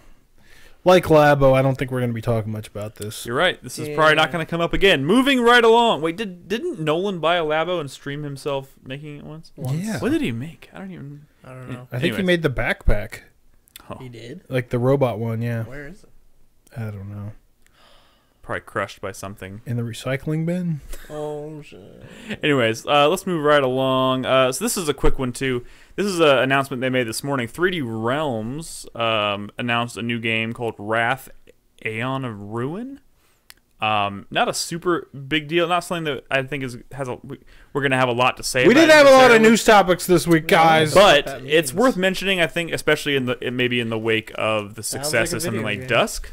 It's like a Quake engine shooter, but like Quake 1 engine. Yeah. Oh. I mean, it's just... So here's the thing. Here's what I would like to say. People are like, oh, hey, Brad, are you excited about this? I know you like 90 shooters, and I know you really like Dusk. I'm going to say this. Dusk, there's been a lot of games like this. Dusk is like standout in how successful it was at doing that, you know? Just like you see a lot of, I Am Setsuna. You see a lot of like people attempt to do like throwback style JRPGs, but a lot of them don't really get it right. Dusk was an example of someone who got it right. Just because this kind of looks like like Quake 1 doesn't mean it's actually going to nail it. So I'm not immediately excited about this. Like I've seen this before. I've even seen this studio do this kind of thing before, I think. Or these like 3D Realms. They made Duke Nukem Forever. You know, like they've been around the block back in the 90s, but that doesn't mean the people who made those games are, you know, still around and can nail this type of game again, you know. Yeah. I'm skeptical until I play the fucking thing, and I don't even know if I'm going to. You know what? They ruined a perfectly good name for a game too by adding a subtitle. Nah, could have just been called Wrath. I doubt they could have gotten away with that, actually. You don't think so? No. Honestly, I mean, there's been other things called Wrath, right? So yeah, I mean, hey, what was the other one from like last year that was announced? There was like Ion Storm or whatever. Oh, Not yeah, Ion Storm, like I think Ion Maiden. You know, yeah, Ion Maiden. Like, there we go. I mean, we'll see. That's all I could say. I wouldn't lump Dusk in with those. Dusk is, it's beautiful. It's wonderful. It really is as good as those old games. Strafe was another one that came out and was like, okay, this is like not great. I will say, you probably not going to be too into this. I mean, if you can't get into Dusk, this is probably not for you. I'm going to try Dusk again. I'm going to give it an honest attempt again. Dusk is successful in the way that it's consistently surprises you, but you got to keep playing it for those surprises to happen. So yeah. But yeah. All right, one more news topic, and this is related. We were talking about Devil May Cry a little bit before the break, and during the break, the CEO of Capcom has claimed in a longer statement. See, I would say CEO of Capcom North America, Capcom America, but sure, yeah. He said in a too long didn't read, longer statement, he said, Capcom is back, baby. Yeah. And he said, and this is kind of amid, like, we're seeing a lot of really positive reviews rolling in for Devil May Cry 5. Which, it's sort of become a thing. It was almost a meme. I mean, he might have said it in that video because it's kind of become a meme. But the narrative is that, now, whatever, 4 games in a row, Capcom has just absolutely nailed it, right? Yeah, they got Monster Hunter World, Resident Evil 7, Resident Evil 2 Remake, and now Devil May Cry 5 all getting, like, super stellar reviews. Yes. Yeah. So the question is, so I think it's interesting that the CEO would say something like this, because that's sort of like a confirmation of like, hey, maybe we weren't doing our best shit, but now we are. Yeah. And it's like, it makes you think like, okay, maybe they are willing to do things with, or maybe they're preparing to do things they've been waiting for them to do, like Onimusha or Dino Crisis or whatever it may be. It's rare that you would see like an executive that's so high up kind of admit to, maybe a previous era that was like not so good. So to see them say this means that they're aware that things are going really well, and that the directions they've been going have been very positive for them. I think that, Resident Evil engine that they made for 7 has really worked out for them really well. But it's interesting to see them say that, because I don't necessarily think that like Capcom was in a bad place. Oh right, isn't Devil May Cry 5 in the RE engine? Is that what it is? It is. Okay, Yeah. That's nuts. It looks pretty. Yeah. But yeah, I mean, I think it's somewhat, I don't know. It's become a sort of a meme thing, right? So maybe that's why he was saying it. But at the same time, like, don't shit on the era that like put out like Dragon's Dogma, because that was like a completely original like IP that was like fucking amazing. You know what I mean? Yeah. Just because it didn't sell, 7 million copies or whatever. Fucking follow up on that. Well, I mean, Itsuno has been saying that he was at a point where he was able to make a decision of like, am I going to do Devil May Cry 5 or am I going to do Dragon's Dogma 2? And he could have done either, and he chose. He also directed Dragon's Dogma. He chose Devil May Cry 5. But there's also been teases and suggestions that maybe the next thing he does is Dragon's Dogma 2. And honestly, I think that time gap, that time span, is like even more exciting for Dragon's Dogma 2. Oh yeah. That game came out a while ago. Yeah. Yep. And Dragon's Dogma Online, which was kind of a mess, which only launched in Japan. So I'm glad that there's been some time away from it, if they ever do go back to it. But who knows? Who even knows what that would be? Would it be in this Resident Evil engine? Could you even make that kind of game in this Resident Evil engine? Who knows? But yeah, I mean, that's definitely the narrative. What the narrative has been, because Resident Evil wasn't in a good place prior to Resident Evil 7, even though Resident Evil 6 sold extraordinarily well. Also, Street Fighter 5 has been a real bummer for people. Mm-hmm. The release was really rocky. Kind of the fighting game community doesn't take it as seriously as they did. Obviously, and Street Fighter 4. Fucking Marvel Capcom, too. Marvel Capcom was a disaster. So people were really worried about Capcom in some respects. And, Marvel vs. Capcom Infinite wasn't that long ago, and that was a real shit show. So there are still aspects of Capcom that, maybe they need to get their shit together. They're just drinking their own Kool-Aid a little bit because they've had 4 games in a row that have been super well received. Which is great. I hope they continue to listen to people and make those kinds of decisions, because they seem to be making the right decisions. Don't rest on your fucking laurels. Yeah. Really, what they need to do let your is guard like down, damn it. A new IP, or bring back a dead series, or make a fighting game that people are actually really, impressed by. And then maybe they could really actually have earned the ability to say Capcom is back, but I still think there are some gaps that they need to close or whatever, or they need to fill, voids they need to fill before they're truly back to, like, you know, their fucking 90s self, which was god tier, right? But yeah, I mean, hey, I'm excited about Devil May Cry 5. I'm glad it's reviewing well. At this I'm point, actually a little surprised, honestly. That it's reviewing well? Me too. Yeah, because I thought the narrative might be from critics that, hey, this style of game is a little dated. You know, this combat style is a little dated. And the weird thing is, it's like mission-based. You go from mission to mission. It's linear. I've read lots of reviews. Like in a post-God of War 2018 world, some people were maybe expecting them to dump on this game a little bit. I mean, to be honest, like, I consider myself a pretty big Devil May Cry fan. I was reading quite a few of the reviews. I was not super blown away by the demo, and the things I was worried about... Demo was a bad demo. The thing is, the things that worried me about the demo were not necessarily, like, gameplay issues, minus the one thing that we've both talked about a lot, which is the whole arm switching thing, which you don't have any control over, or real control over. But, like, the thing that bothered me was, like, how linear and empty the world felt. And, like, yeah. I've been reading these reviews, and, like, a lot of them are saying, this is, like, god tier, like, it's amazing, it plays like a dream, but it's linear and kind of, the world's kind of empty. Yeah, and it's like, so Devil May Cry has always felt a little empty outside of combat. I mean, that's just how it's been.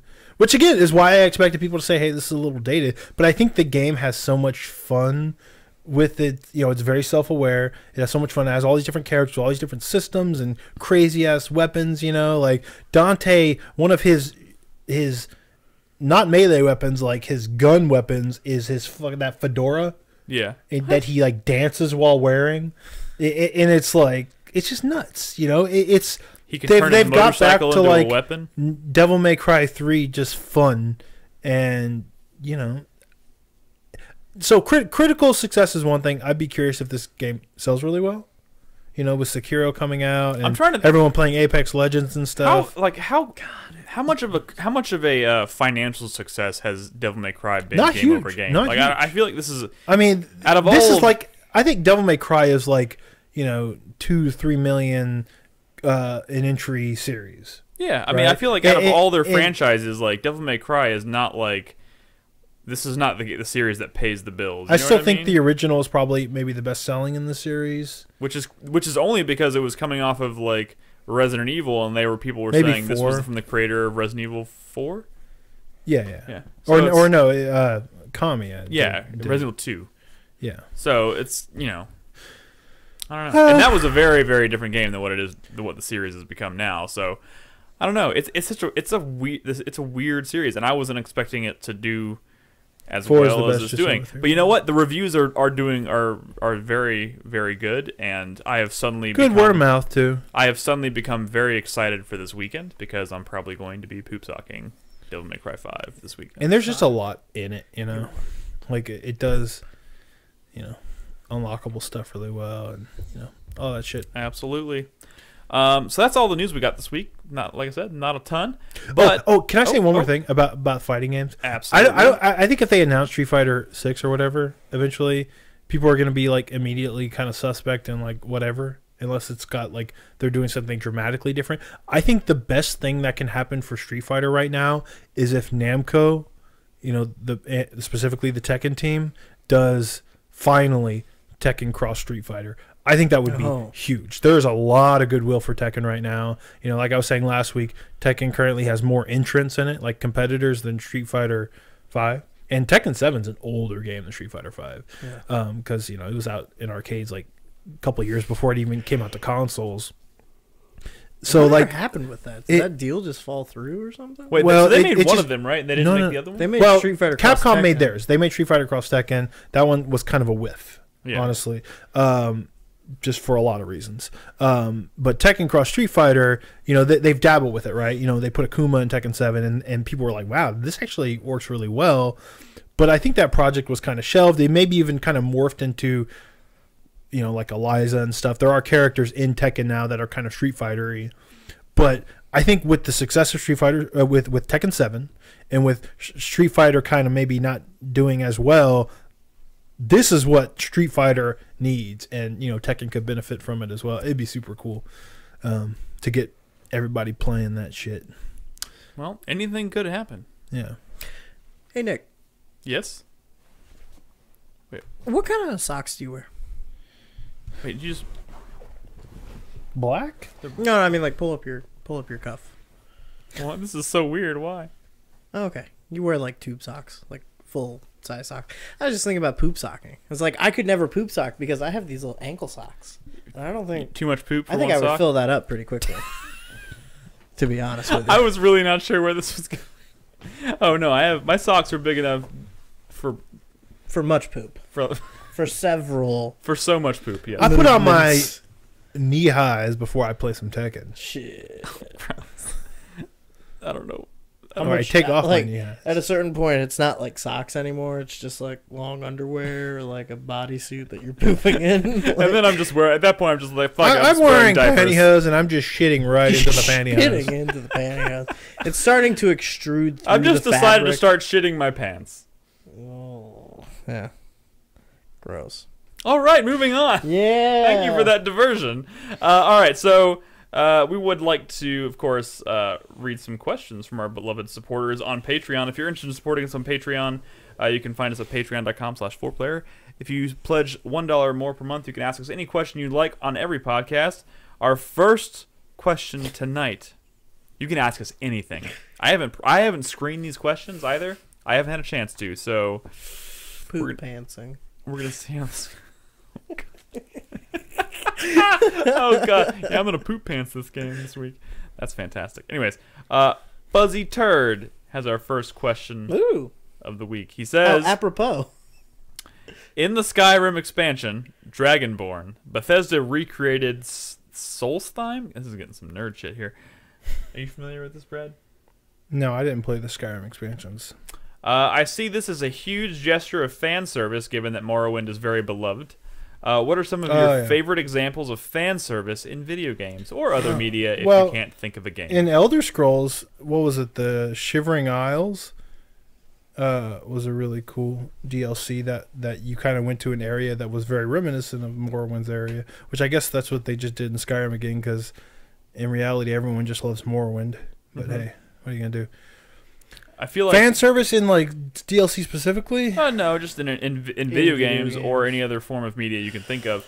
I mean, you know, Resident Evil comes to mind because like after that first game where the dog hallway became such a huge talking point, like it seems like every single Resident Evil game after that has some moment that kind of harkens back to that first hallway.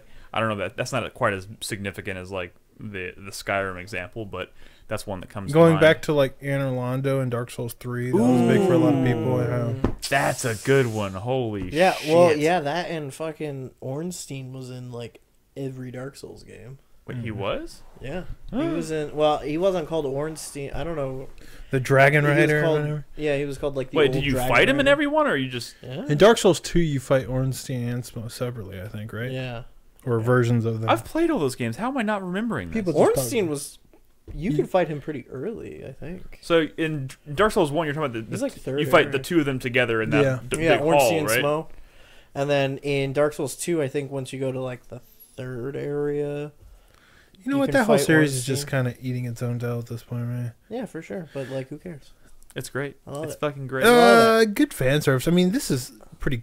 I mean, this shit happens all the time. I mean, I'm having a like hard time like with video fucking go back to games. Final Fantasy Tactics. When I found out you can unlock Cloud, I was Yeah. losing my fucking mind. Dante was like a guest character in a lot of Capcom games for a while. Also, and I remember he that was being he was big in deal. he was in Shin Megami Tensei Nocturne. Yeah. An Atlas game. Yeah. Dante was in and that he was game in Beautiful Joe. because he's a Let's demon. not forget about Beautiful Joe. That's fucking. He's overpowered in Beautiful Joe. His stinger, like zoomed in stinger. Oh my god. Oh my god, I just had one and I totally forgot it. He said also it's thinking outside of video games, and it made me think about fucking Mission Impossible, because we were talking about that before the show, and like every single movie finds a way to like squeeze in like a throwback to the wire, the scene where he's hanging right above the floor on the wire. Yeah. Like it's sometimes it happens like super quick and you don't really notice it, and you're like, wait a second, was that that what I think it was? You know what? I'm gonna give you an example of fan service from an anime that doesn't have to do with titties, but the fucking. Well, I don't want to hear it then. The Gundam Build series is so fucking delightful as a fan of Gundam. Because it's like, first of all, it's a very like lighthearted, low stakes Gundam series, which they all tend to be really like melodramatic and like the hell of war and like the human cost, and like they're all fucking horrible. But like Gundam Build Fighters is always like, it's like Pokemon but with Gundam, and then they have like all of these, like every like mobile suit from like different universes that would never be together, like together and like fighting each other, fighting with each other, like, and they have like all these crazy like customizations and like different forms of like one of my favorite ones was they took Gundam Wing and they gave it to a character who was an Italian dude, and he had a custom version called the Gundam Fenice that was like green instead of blue and had like his like wings over one. It was so fucking cool. And like on top of that, the first series, at least, Gundam Build Fighters, was like a good anime. It was like a good show, and that is like, I think, one of the best like fan service, because I like normally I get a little frustrated with it. Like things like, you know, Star Trek, for example, is a great one that comes to mind. Like when I went and saw those J.J. Abrams Star Trek movies, like there's a lot of like references to Star Trek in them, and it's like references kind of fun. like Spock. Yeah. Or like, yeah, like, oh, they said Harry Mudd, ha, like, you know, like there's just like a lot of little things. Or like they mentioned Tribbles, I remember Tribbles. Like there's a lot of things. It just feels so like, I don't know, it's artificial, just, maybe. Yeah, it just like hurts sometimes. Some of it's fun, but like usually like when people are going out of their way to be like, you like this and this and this and this, like it feels weird. But speaking of Star Trek, I finally watched was it called Star Trek Beyond, the third Discovery? Okay, we are getting off topic. Sorry. Oh yeah. The yeah, third Beyond. one that was that movie's weird. It's okay. It is weird. We are getting off topic. You know, I like how Kamiya games always have like little tiny references here and there to like his previous games and stuff. I always think that's cool.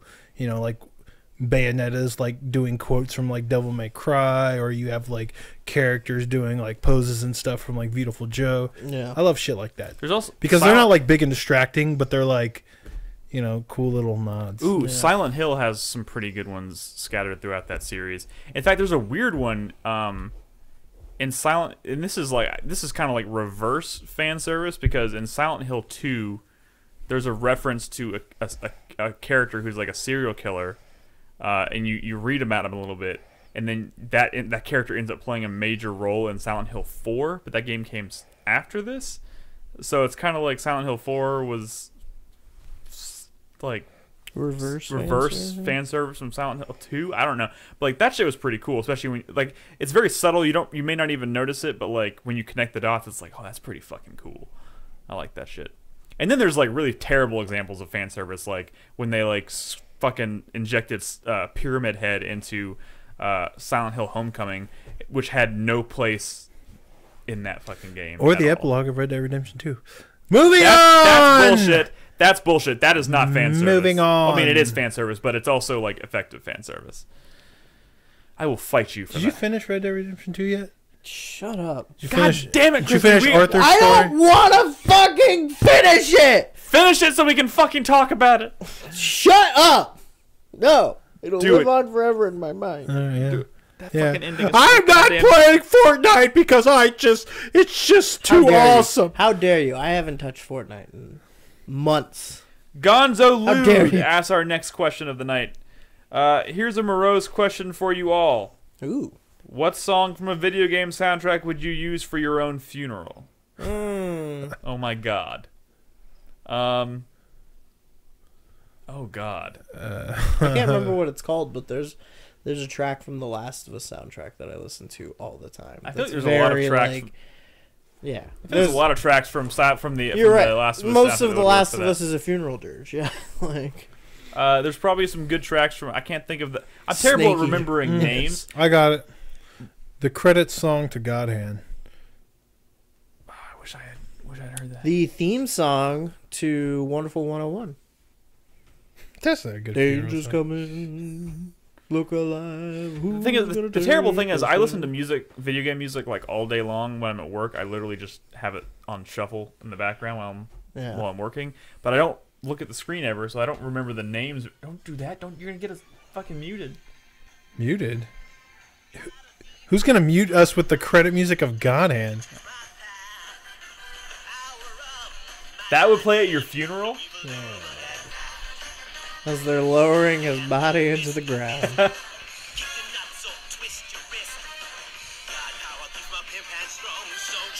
Did you say keeps my pimp hand strong? Yes, he did. My pimp hand.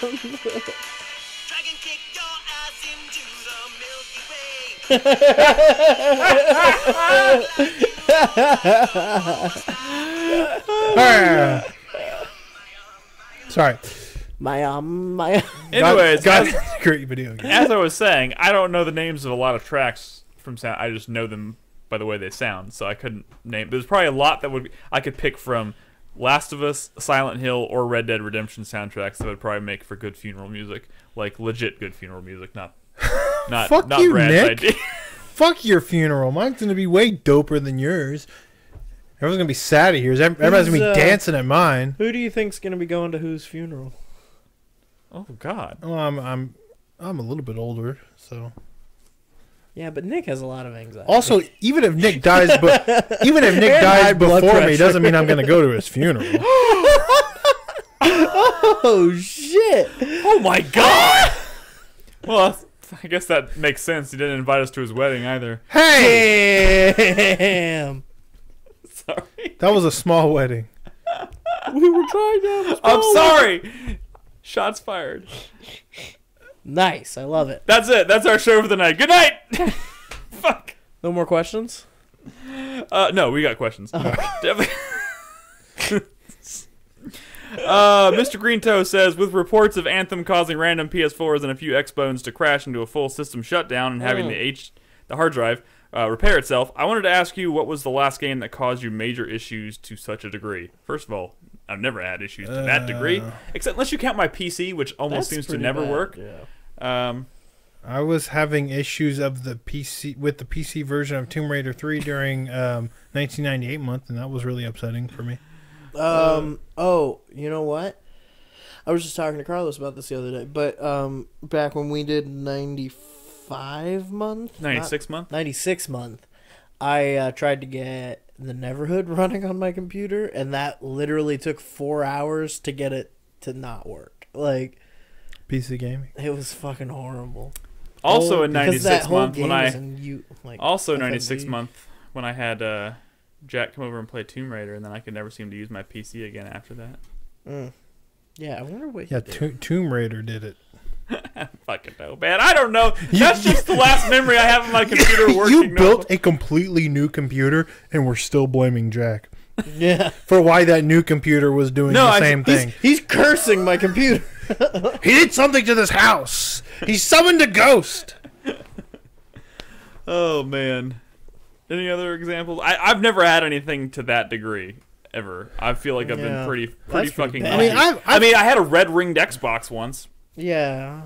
I don't think that counts. I've repeatedly tried to get like Metroid Prime running and like emulated in Dolphin really well, and I can never get it like perfect. Specifically the third one, and it's like, it drives me nuts. But I mean, that's not like a crash or anything.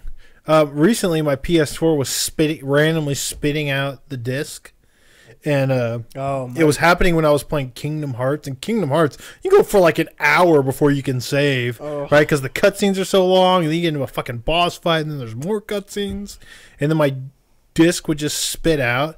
I had to fight the boss of the fucking Pirates of the Caribbean world like 3 times. Just because the disc kept spitting out. By the way, I did that world for the first time ever in Kingdom Hearts 2. I've never, like I said, I've never played Kingdom Hearts 2 before, and I've been looking forward to that world. I finally got to that world's dumb. Yeah, I mean, no, all the worlds in Kingdom Hearts 2 are like really kind of underdeveloped and simple. But in Kingdom Hearts 3, I don't even think that's a broad statement. It's like I don't think mini Wind Waker, and it's like it's got a really good look to it because all like the characters from Pirates of the Caribbean are like super hyper realistic, but there's something with like. Guys, did you hear that noise? Did you lock the door when you came in? What door? The it's just Butters. Butters isn't here. You didn't hear that noise? I didn't hear anything. I heard something, but was it a whir? It was like hey, if it's our time to go, it's our time to go. Yeah, that's true. The This is freaking me out. Did you not lock the door, Krispy? I locked it. Oh, okay. Wait, I think I did. He didn't hear anything. It didn't sound like a monster.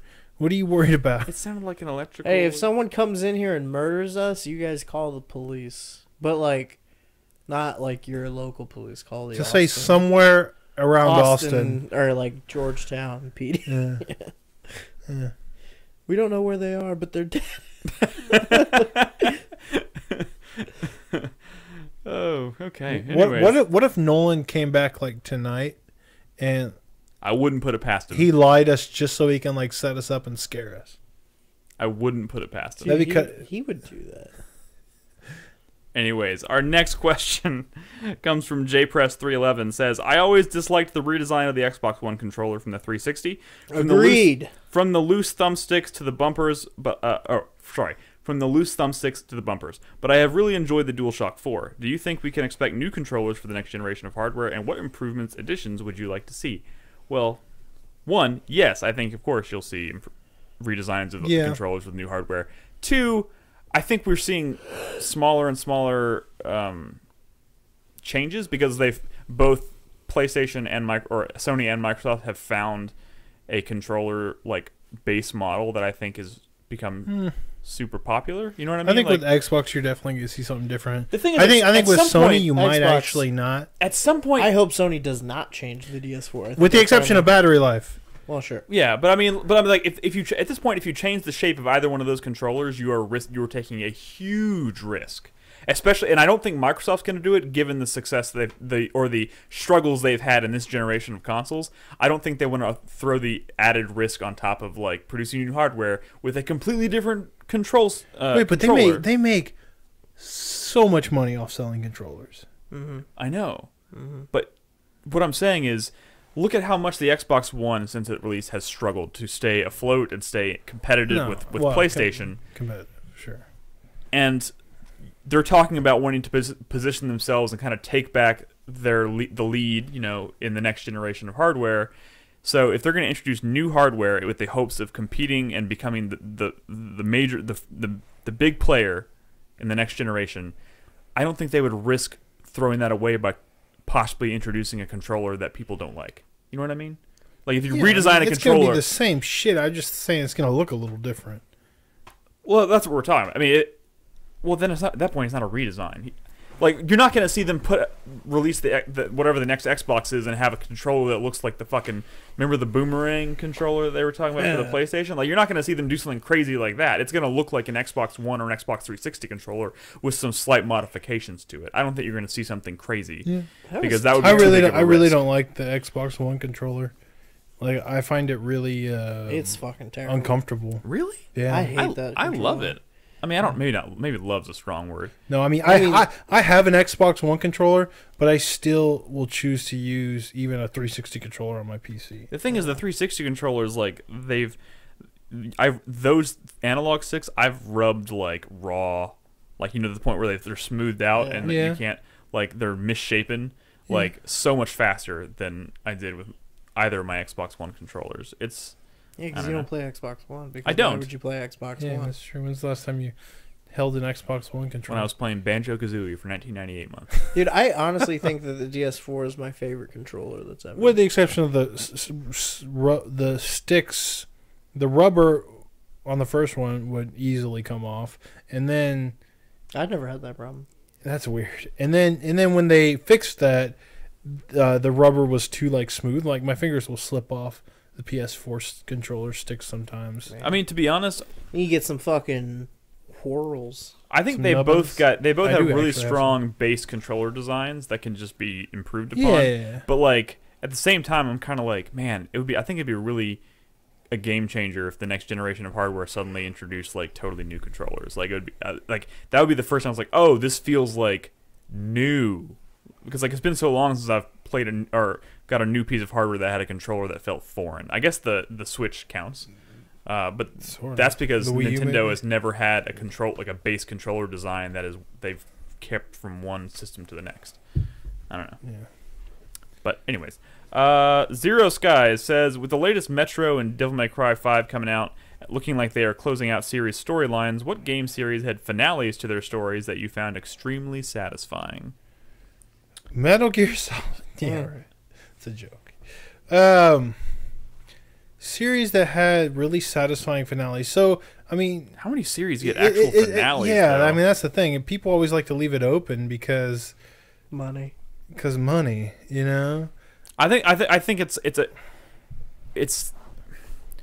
ideal to find to have an ending to a game that could serve as either a conclusive ending or a leaving it open for a sequel, which is hard. It's a really hard balance. Maybe Metal Gear Solid 4 if 5 didn't exist. I thought Halo 3 did a pretty good job before they decided to keep making Halo games. Xenosaga.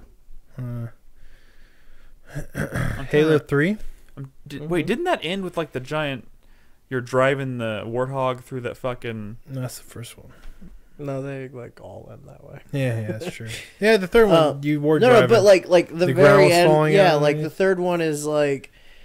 Yakuza. He's like trapped on the... He's like stuck on the remnants of that ship, and he just like goes into hypersleep, and he's like, wake me when you need me. Oh. And then they like freeze him, and then they go back to Earth, and it's like the humans and the elites are like at peace now, and they built like a giant fucking war monument, and in the middle of it they just scratched the numbers 117.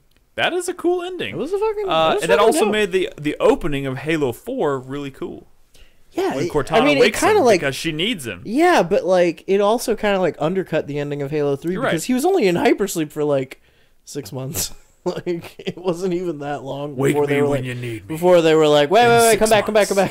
Like, God, what's a series that even like begins and ends? I mean, I feel like this shit doesn't exist. Yeah. That's a tough one, though. That's an impossible question to answer. Moving on. Were you joking about Metal Gear Solid? Because, like, Metal Gear Solid 4, at the end of that, when you have that big fight with Ocelot, that was kind of cool. No, I know. That's why I said 4, not 5. Oh, yeah. But 5 was a prequel. I think Arkham Knight was a pretty good ending to the series. But then 4 had all that stuff after that fight. I started playing Arkham Knight again recently, like right before I moved. That game was fun. Yes, it is. This is the story about how the Batman died. I kind of want to play that whole series again. Oh, maybe I'll do that as a series run next. Who knows? Anyways, and our last question tonight comes from patrons comes from Judd Ike. Man, I wish I could answer. He says, and I don't really know the context of this question, but it's Devil May Cry related. He says, "Is Devil May Cry a cursed franchise?" What does that mean? I don't know what that means because no. What? I'm not sure what's cursed about it. It's pretty had popular. They had one like mediocre game. Well, no. They had one bad game. They had one bad game. And one game that was controversial. Oh, that's right. I keep forgetting there was... Devil May Cry 2 was Devil May Cry 2 the universally despised game. 2's the one that everyone hates, and 4 was just kind of like weird. No, 4 was fine. I mean, at the time, like, people were somewhat disappointed by aspects of 4, but... I mean, people liked 4. There's definitely sold well. It's just one of those series where like all the odd entries are the good ones. Well, I think he's probably alluding to DMC somehow. I don't know. Oh right, I forgot about DMC. But like that's not even that's a fine game, but it's just controversial and divisive. Every game in the series reviewed well except for 2. Yeah. So I'm not sure where the cursed. And 4 is not like anywhere near 2. Yeah, Devil May Cry 4 is only bad because like it's a great game, and then all of a sudden you get to the halfway point, and then it makes you backtrack through all the stuff that you just did and like practically do it all over again. Yeah, but I mean that 2's the one where you play half the game as Trish. No, you play half the game as Lucia, who never came back. Maybe in 5, who knows? Maybe she will come back in 5. I thought she was a pretty cool character design. I guess. Yeah, I mean this series. Let's see. I'm looking at game rankings. Devil May Cry 2, Devil May Cry 1, 92.6. Devil May Cry 5 is at an 88. Devil May Cry 3 is at an 88. DMC is at an 86. Let's see, Devil May Cry 4 is at an 84. So it's all pretty well regarded, with the exception of Devil May Cry 2, which is at a 73. That's even pretty high. That's higher than I was expecting it to be. Yeah. I think you maybe need to re-examine the series if you think it's cursed, because I think it's actually doing pretty well for itself. despite maybe not being the most well-known and therefore not the most financially successful series. But yeah, that's it for our question from patrons, guys. Again, if you want to support us and ask us questions, you can do so. It's $1 a month to ask questions. You can support us at patreon.com/4Player. I also have a couple quick questions from some supporters in Twitch. If you're a supporter on Twitch or a subscriber, you can also attach your Twitch account to your Discord account, and you can leave us questions in the supporters channel, and we will read those as well. Thorax asks, what is your favorite meat marinade to cook with? Weird. Going in a totally different direction. What is cooking? Meat marinade. Is the I mean, I tip. measured application of heat. I'm not like an expert on like marinades, but Wouldn't it then logically follow that the cook's greatest instrument is a thermometer? are you even answering the question? No. Meat marinade. I like. It usually has some combination of like Worcestershire sauce and like Worcestershire. maybe soy sauce as a base or something. I don't Well, know. see, it's gotta have some kind of citrusy component to it. I feel like the enzymes and the acids and the citrus. This help. is a lame final question. No, Yeah, I don't know. Is there like there's one more names after of this. marinades or like? Maybe you're asking the wrong podcast Ketchup. question. Ketchup. Marinade. You're thinking of meatloaf. Ketchup. Yeah. Our I had last meatloaf for lunch. Our last question of the night comes from Beckrina Spellman. Huh? Gamer Beck. What are your favorite mounts in video games, if any? Been playing Final Fantasy XIV, and I really like the Chocobo mount. It has some cool customization, and of course, the Chocobo theme song. Favorite mounts in video games? Man. Well, I mean, It's a good pregunta. Speaking of Chocobos, Devil May Cry 5, you can, if you're in Swordmaster mode, you can ride his motorcycle, Dante's motorcycle weapon. The fucking drifting boars and near. oh man, those were good. Essential, even. Speaking of Chocobos, like one of the main reasons I wanted to play Final Fantasy XI back in the day was because I loved the designs of the Chocobos in Final Fantasy. And I was like, I just want to ride a Chocobo. So I was like trying to get to the level where you could ride Chocobos around, and I never got there. Dude, they're really good in 15 as well. I mean, fucking- 15 sucks balls, but You riding know- Chocobos was fun for a while. Fucking sparrows in Destiny, man. Like I was just thinking about that the other day. Oh, About, like how much I like that. those are like the kind of the hovering bikes, right? Yeah, They're like that, little like speeder you bikes. have, like you equip Yeah. one, you can just like summon it whenever you're in the open world. Yeah, that's pretty cool. Yeah, I fucking love that. Or like in fucking World of Warcraft when they started introducing flying mounts, that was nuts. Also, Blew my mind. speaking again, another Chocobo reference, but like I don't think I've ever spent more. No, Like- no, fuck all of that. I'm sorry, real quick. The fucking I don't remember what it was called, but the fucking mini mech that you could ride around in Metal Gear Solid 5. Oh, The the gear. MK. something gear. what is it Hard called? gear something. Mark II, Mark 5. What? I don't remember what it was called, but that. But you're was talking about Metal Gear. D-Walker. That's what it was. Oh, Metal Gear Solid 5. I was thinking 4. That was the fucking tits, man. That was the one. D-Walker. That's it. Another throwback to Final Fantasy. Final Fantasy 7. Like just the quest to like get a gold Chocobo was like super involved and like super fun back in the days. Like I always associate like maybe not necessarily to the thrill of riding the mount, but like earning the mount was like super satisfying and fun. D-Walker was so fucking cool because it could like run, and then it had like that like fucking that mode where it like transformed, like had the little wheels on its feet, and you could like ride, and then it had the mounted turret on it. Like D-Walker was so fucking cool. I really wish Metal Gear Solid 5. Hey, there's like- D-Walkers in Metal Gear Survive, I think. Hey, you're right. I should play that game. No, you should not. Definitely should play it. Mounted turd. All right. Anything else y'all want to throw in here? Because that was our last question of the night. That's a tough question. You gotta think about. Yeah, you everything. could drift the D-Walker. That was Yoshi's so pretty fucking good. cool. You could sacrifice him to survive a fall. Fucking Jesus. All right. Well, that's gonna do it for questions, guys. Thank you so much for sending in your questions. If you, like I said, if you want to ask us questions for next week's show, just head on over to 4playernetwork.com or go to patreon.com/4player and just pledge $1, and you can ask us whatever you'd like, even about meat marinade, if it so pleases you. I can't guarantee you'll get a satisfying answer, but you can ask us whatever the fuck you want. All right. It is time to wrap up the show with the 4-Player Minute. You know how this works. Hype, sweat, thank you, and fuck you of the week. Brad, are you ready to go? Mm-hmm. My hype is for Devil May Cry 5, but also Sekiro, which is, there's previews have come out about that game, and they've been really positive. So I'm excited about that. Why are you whispering? So March is going to be pretty dope, I think. At least in the video game world. In my personal life, it's going to be a shit show, but otherwise, it'll be great. Fucking tell me about it. My sweat is for my copy of Left Alive, which might currently be in my mailbox. I haven't checked.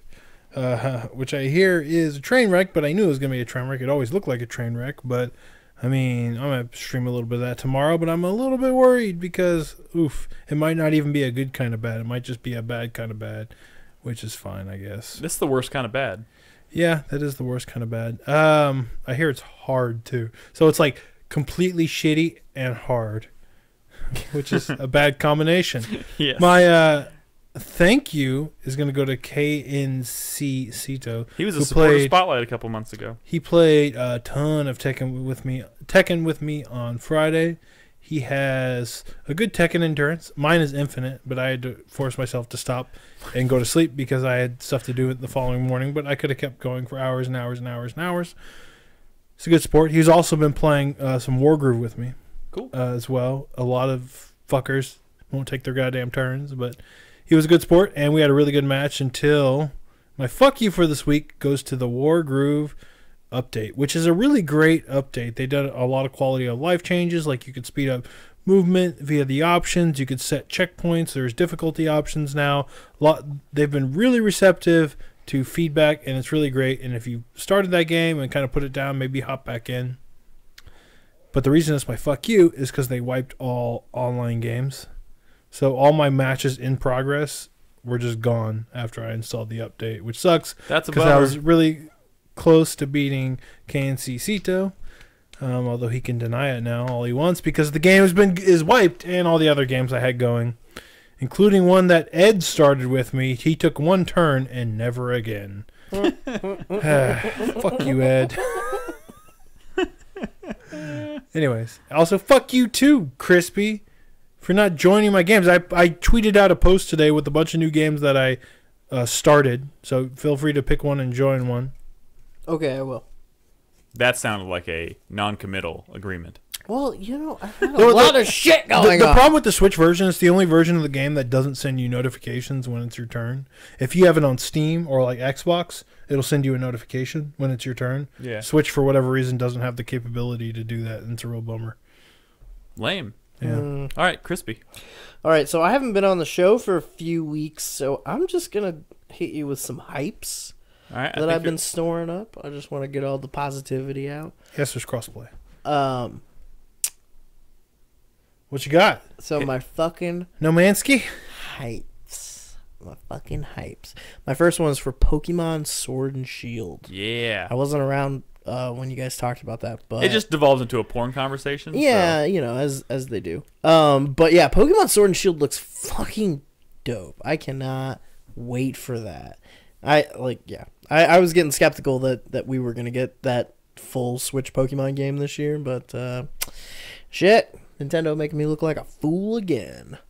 I'm also hyped to play more Slay the Spire because, as I said, that game is so fucking cool. It's really and great. Addictive and like really like you just want to like fucking keep fucking like get into it, right?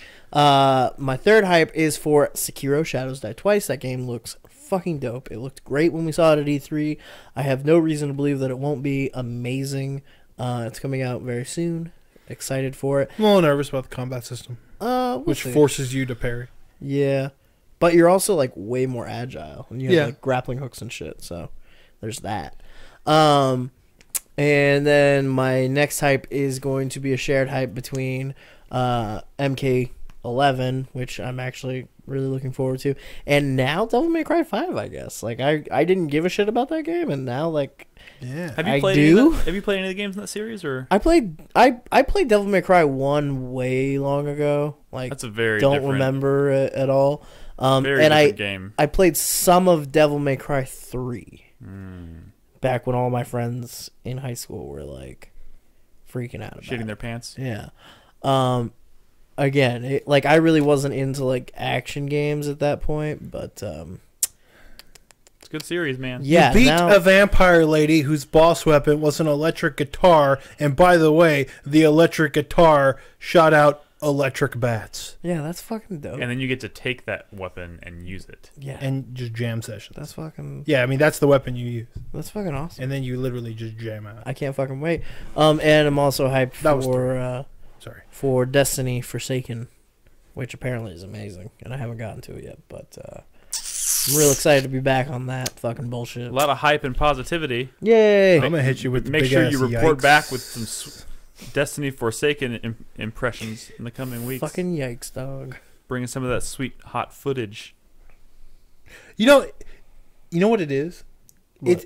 We're not upset that you're excited about Destiny, because it's great when you're excited about anything. But it's frustrating when the thing that has you so excited is like a lifestyle game that you have to commit that's gonna dozens suck. of hours to. You know, know, it'd be but so dope if you were like, "Oh, I'm so excited about this 3-hour indie game." But I do that. I do that. I know, but then, like, that's the only like, reason we're bummed about Destiny. I know, but you just think I talk a lot about Destiny because I play Destiny longer than like these other games where like I'll finish the game and then just like put it away, you know? Because Destiny is a fucking lifestyle, bro. It's a fucking choice. It's a schluter. It's not a choice. It's a schluter. The It's not a schluter choice. lifestyle. Destiny is not a It's choice. not a choice. Living the schluter I was lifestyle. born this way. Dude, I played my first Gambit match last night, and that shit is nuts. Like, that shit is fucking crazy. Oh, that's really fun. Oh my lord! All right, you good, Krispy? I'm good. All right, I've got 3 hypes in a sweat this week. I'm also going with the positivity here. My first hype, Monster Hunter World. Man, that game. Fuck, yeah. I finally kind of get it. That's And a lifestyle game. And I'm looking forward to seeing what else that game has to offer. I hope that I can keep pushing through. It's gonna probably take me a while to beat it, but I'm hoping this kind of becomes a game I'm playing off and on for like a while, and it's fucking dope. I'm looking forward to playing more of that. I'm looking forward to experimenting with more weapons too.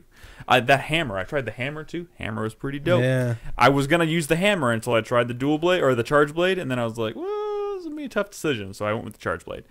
My second hype goes to Devil May Cry 5. I love this series, and I'm surprised. I'm genuinely surprised that this entry is getting as I had this feeling in the just deep down this game was not going to do very well, and I am happily eating my words. This game seems to be reviewing very well, and I've gone from like being like on a scale of 1 to 5, maybe being like a 1 to like You were a being 1? a 5. Dude, I was like, I guess Devil May Cry comes out this week, and I guess I'll be playing that. It was kind of like I'm doing it because it's the new thing, and I'm gonna play it. But it was not something that was really something I was excited about, even after playing the demo. But like now that I've seen a lot of impressions, read some reviews on it, and like seeing that there's genuine excitement throughout the industry about the game again, I'm kind of like, all right, I'm pretty excited to fucking play. I'm gonna fucking poop sock this game this weekend, and I'm really excited about that now. So that is badass. My third hype, I was gonna give it to Sekiro, but you mentioned that. I'm gonna say Days Gone, because they lifted embargoes on that after, and people have had a pretty good hands-on session with that game, and there's been a lot of previews coming out about that. And it's been really positive. Most people seem to agree that it's not like mind-blowing. It's not going to like change the game or anything, but like a lot of the stuff has come together, and they've said, like, it's kind of, you can kind of see how the game flows and works, and like it's fun. and I was really worried that game was going to turn out to be kind of a fucking mess. And even after playing it at PAX, one of the reviews I read, previews I read, mentioned one of the things that I was bummed about after playing it at PAX, and it sounds like they've addressed it, which is the feel of the guns not feeling very satisfying. And they sound like they mentioned specifically that they've played it twice, and the second time it felt like they had tweaked the gunplay and the feedback and everything, and it feels a lot better now. So I'm hoping. Sorry, that's I don't better. mean to be rude, but what game are we talking about? Oh my God, Brad! I mean, listen. Days Gone. Oh, Days Gone. Yeah, previews have been pretty positive. Days Gone. Days Gone. Yeah. And my sweat goes to. So I'm actually. This is kind of a hype. I'm going to. Rob and I are going to Wyoming in April. And I'm not going to have much access to the internet, so I'm taking my Switch, and I'm like, I'm going to just bring a bunch of shit to play on my Switch. And I'm really looking forward. I think I'm going to be able to finish Hollow Knight before that happens. But I picked up Final Fantasy IX. But that's where I haven't played that game since probably in like 10, 15 years. I'm really fucking excited. It's one of my favorite games ever. I can't 10, wait. 15 years? So you did replay it recently? I mean, I replayed it a couple times, but does Steiner still look real stupid? Yeah, but in a great, charming way. Oh. But I'm looking forward to playing that. The problem is the Switch version is the same version that I think they ported to the PC, and it has a lot of the same issues. And one of the issues that I've heard about, I'm a little worried is going to bug me, and that is being that every time you go into battle and you come out of battle, it resets the music. Oh. So you never really get to hear more than like the first 15 to 30 seconds of a song. Square Enix, man, fuck Square Enix for dropping the ball on anytime they like port one of these games. It's like, this shit is your legacy. It's the history. It's the shit that made you what you are, and you're just like, you don't even care. It's like what the fuck are you doing? Yeah. So it's also kind of a fuck you. Porting it's a hype, games, a sweat, and a fuck you. Because that's not going to stop me from like reminiscing and like getting nostalgic and loving the game, but it's also going to probably really annoy me. Now, especially now that I know it's there, I'm not going to be able to unhear it. But I'm looking forward to playing it. I hate Square Enix so fucking much. Yeah, me too. Me too. Anyways, that's our show. Thank you guys so much for watching. Thank you so much for listening. Of course, don't forget, next Thursday, we'll be back. Everyone will be here. All 5 of us. Chris Davis will be here. Nolan will be here, I think, unless one of y'all decides to be a fucker and back out. But we have a full show next week. We'll have Devil May Cry 5 impressions, among other things. Should be a good show. Of course, in the meantime, you can find us at 4playernetwork.com. You can find all of our podcasts there. You can even watch us stream every single night from the front page, or you can watch us at 4pp.tv. And of course, we'd like to hear. We'd love your support on Patreon at patreon.com/4player, and we'd love to have you in Discord at discord.gg/4player. So check us out there. And I think that's it for the night, guys. Thank you so much for tuning in. We'll catch you later. Bye. Bye.